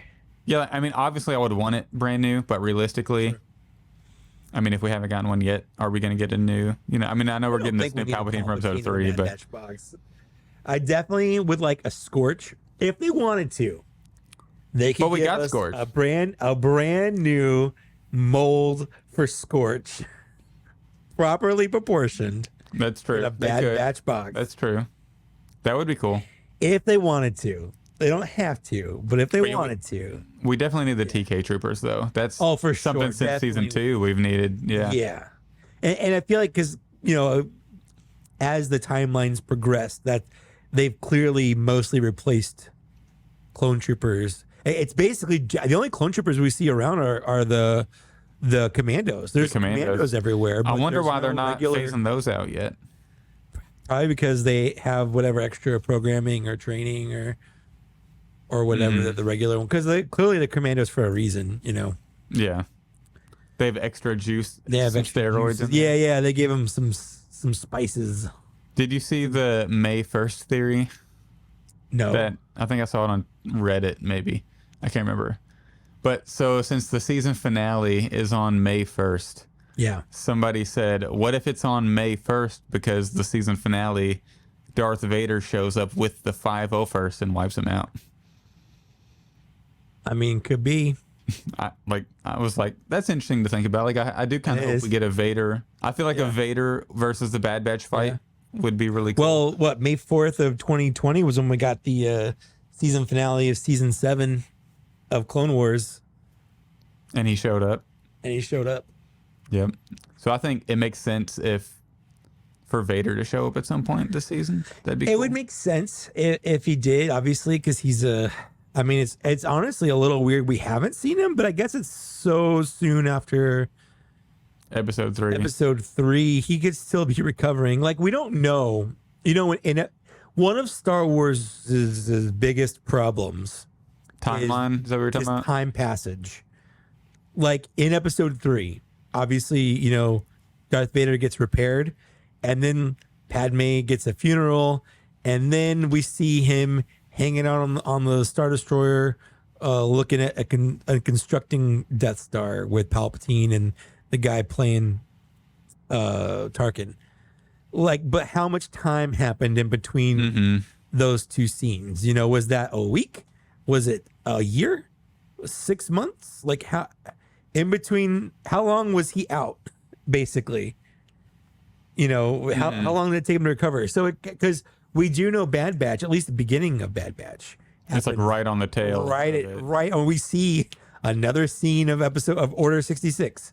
So it starts right there. So we're not too far into the Empire's rule. I think what I've heard is each season is like a year. So we might be like 2 or 3 years after. It could be, but we know a lot of time happened in the first 2 or 3 episodes here. Because of all the 6 months. scratch Yeah, because of the hash. marks, I think it was like 6 months or something like that, where yeah. we saw her grow up, we saw her hair grow out, things like that. I think it's safe to say in between every season's probably a year, maybe, Yeah. or or like give or take. Yeah. But so hopefully, I mean, if Darth Vader shows up, that'd be cool because it'd be the first That'd be like cool. early Vader Yeah. that we see. Yeah. Closest to Revenge of the Sith. But I feel like they would have to become more of an issue. Well, I guess my point is it could be a pre-Revenge of the Sith Vader, like a pre that scene in Revenge of the Sith. You know what I'm saying? Oh yeah, that's true. So it would be the early. Yeah. Well, no, I guess the could earliest would be right when he puts the mask on. But I guess that's true. Yeah. people know what we're getting. Yeah. At. Yeah. Like other than that, so Yeah. There could be time in between those two scenes, I guess, is what I'm saying there. yeah. Yeah.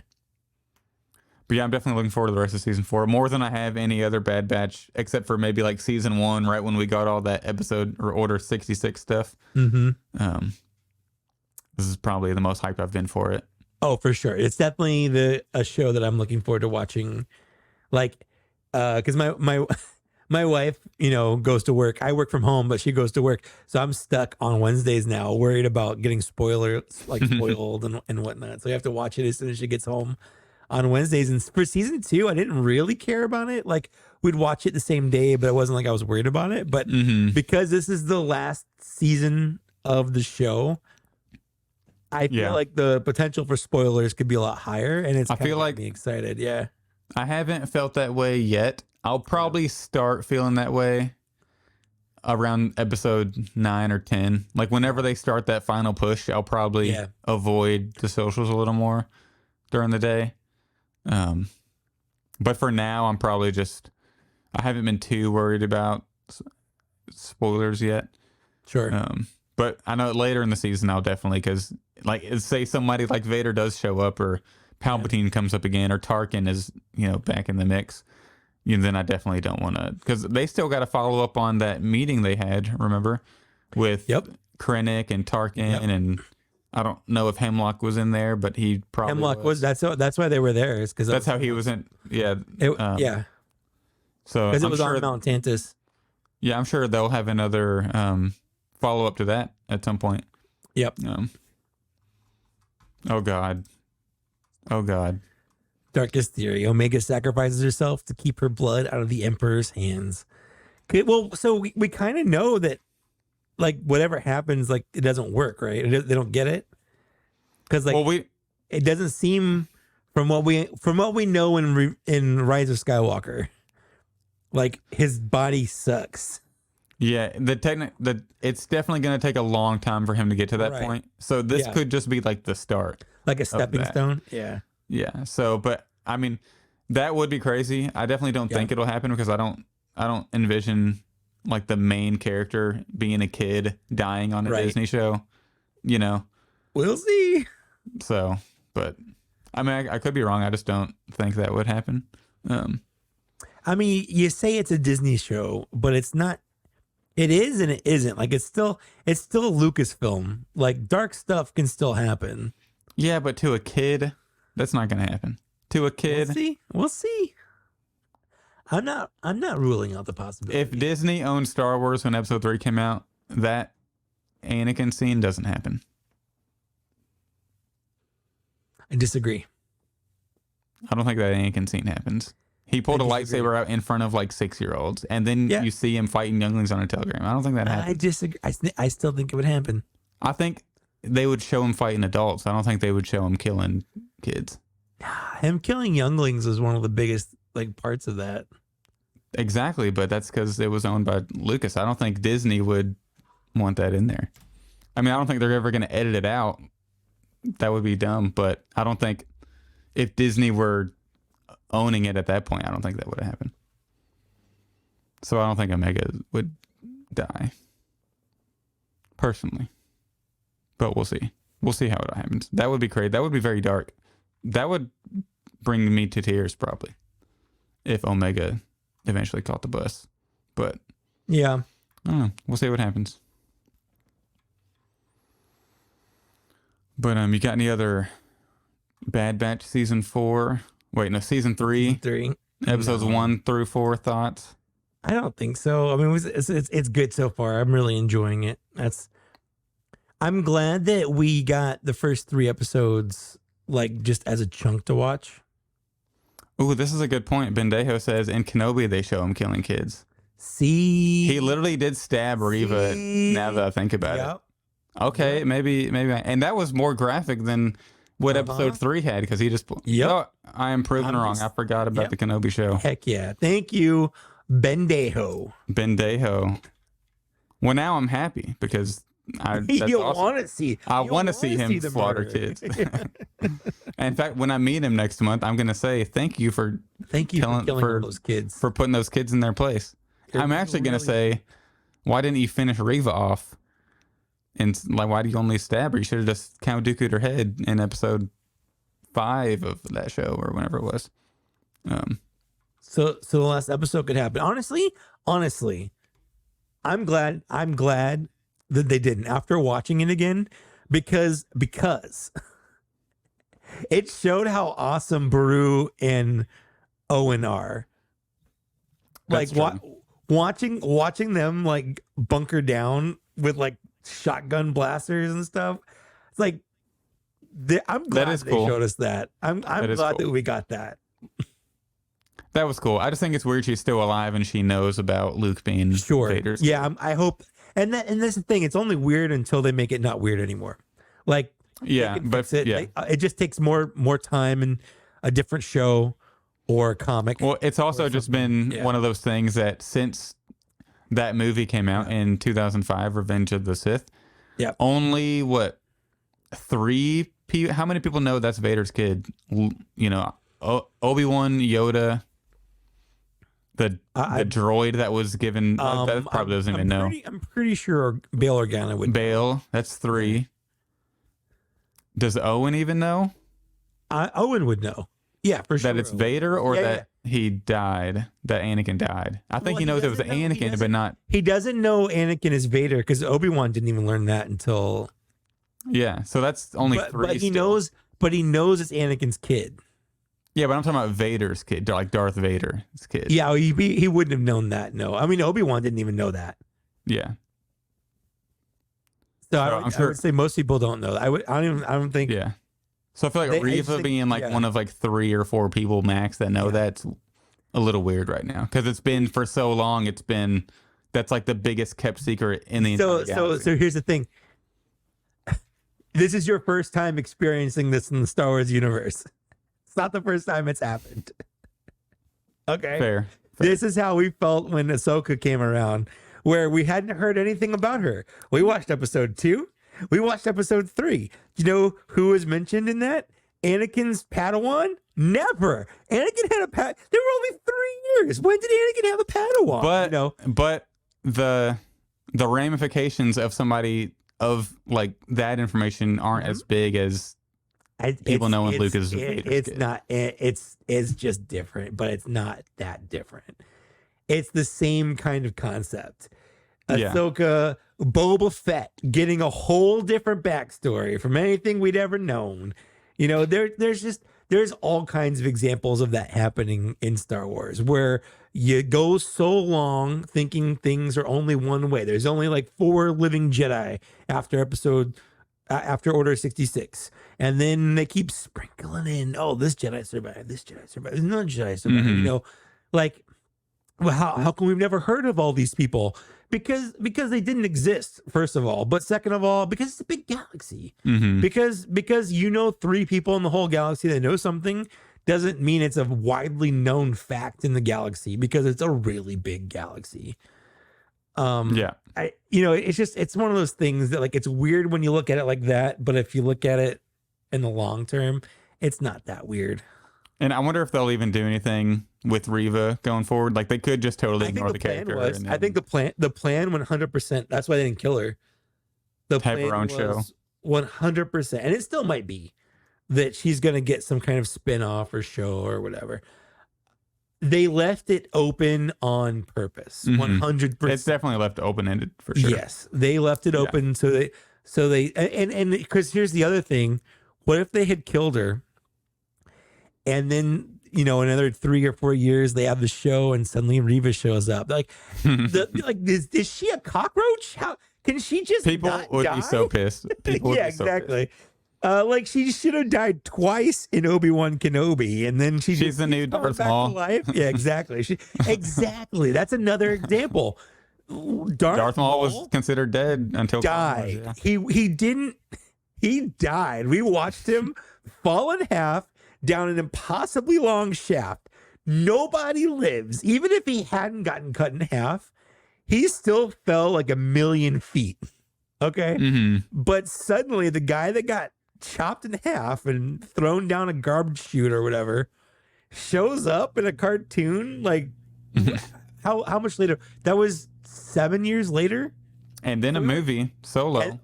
Well, 10 years after that, yeah. Sure. Yeah. I'm just talking about, but just when he first came back, like, that was bonkers. Like, how can you bring Darth Maul back? Like, that's nuts. But they did, and now it's normal. Now he's just back. So there's always this weird adjustment period when they do something like this, where you have to process it, and then it becomes normal. Like, I remember thinking it was weird that Anakin had a Padawan, and now it's normal. I couldn't imagine him not having a Padawan. But there was definitely a time period where, like, Anakin doesn't have a Padawan. That's stupid. That's nonsense. Yeah. But yeah, I think they definitely left it open-ended for some reason to do something. Maybe she'll show up in the next Jedi Fallen Order game. Could. Like, we still don't know what happens to that guy. Like, that's a whole ass Jedi. Like, a full, like, I was a member of the Order as a Padawan, but I was still a member of the actual Jedi Order. Well, if the game comes out, we'll know. Yeah, right. Well, does he die? Does he just end up some obscure spot in, the galaxy? Like, he's got to die, right? Like, he's got to die. But maybe he'll show up in Bad Batch. Yeah, I don't know. It's weird they haven't put him in anything else other than those games when that's a pretty major part of the story. Mm-hmm. Yeah, So, I think he'll show up in live action at some point. I hope so, because I mean, Cameron Monaghan looks exactly like him. That would be a no-brainer, right? Exactly. It'd be a no-brainer casting. I mean, they use him as the reference. He is the actor. Mm-hmm. Yeah. It just, like, randomly, like, coincidentally looks just like Cameron Monaghan. So I think it'd be cool if they could figure out a way to get him and Ezra hanging out. Maybe make them some fun. No, actually, I was going to say make them some fun little gay boys, but I don't think that's going to work because I really like Cal and what's her face, Marin. They can do an episode with them too, like they did for the Last of Us with the people on the right that had their own little town. That's right. We'll see how that goes. I think maybe we'll get him and Ezra whenever they do like the Avengers meetup movie that they're going to do in like 10 years. That's a good point. Yeah. Right. The Filoni movie or whatever. Maybe not the Filoni one, but if it doesn't, right. If any of this stuff even comes out, like, which it's a crapshoot, so we never know. But I think that's probably going to do it for. I think we're good. Executing episode 66 of Black Series Cantina. Yeah, we killed enough younglings during this to fill the quota. That is true. That is very true. So again, Wilco, what do we do? There's too many of them. Whatever he says. Yeah. I wish I had my lightsaber in my hand. I would have turned it on right there. That'd have been perfect. But yeah, another big shout out to the community for letting last week's episode and this podcast as a whole be such a success. Do you have any videos you're working on, or where can our new listeners follow you on the socials? Yeah, I mean, I haven't posted any videos this year so far, and I feel really bad about that, but I've been so busy with life and work and stuff, I just haven't had a chance. And you're a full-time podcaster now. I know. Also, every time I've started working on a video, something's happened. Like, I started working on my selfie series video, I broke the glasses off the head, like, it's just something always gets, I'm cursed. I might just take the year off. I don't know, but I'm not saying I will. I'm not saying I'm done with YouTube, but it's been interesting this year so far how my time has sort of worked itself out. But no, I'm not working on any videos, but I am always posting pictures and stuff on like Instagram and Twitter, I guess. So I'm Trusty Sidekick on Instagram. You can find me there. Mike Case pretty much everywhere else. You know, pretty soon my plan is going to be complete where I transform you from YouTube to full-time Why would you wanna do podcast only. That's my end goal. My evil plan is to get you off of turn you to the dark side from. I don't even from understand YouTube. why that would be a good goal. It's so weird.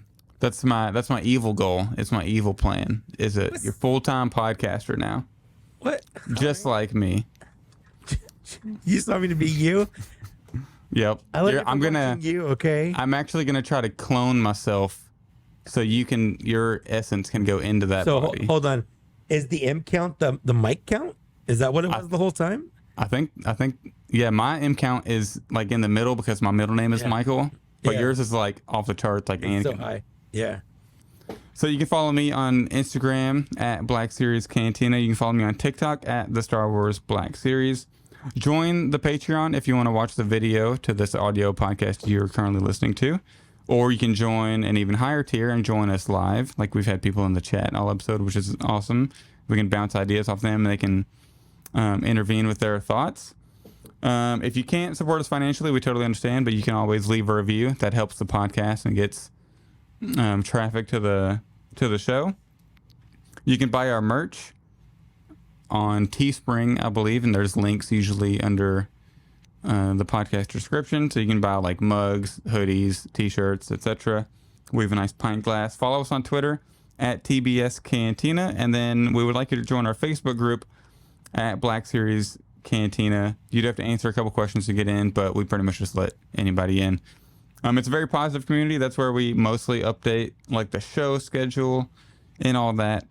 And if you want to shoot us an email for any reason, you can do so, blackseriescantina@gmail.com. So that's it for executing episode 66. And we'll be back in 2 weeks. Yeah. And we'll see you then. I don't know how to end this. You're nobody to say bye. Oh yeah.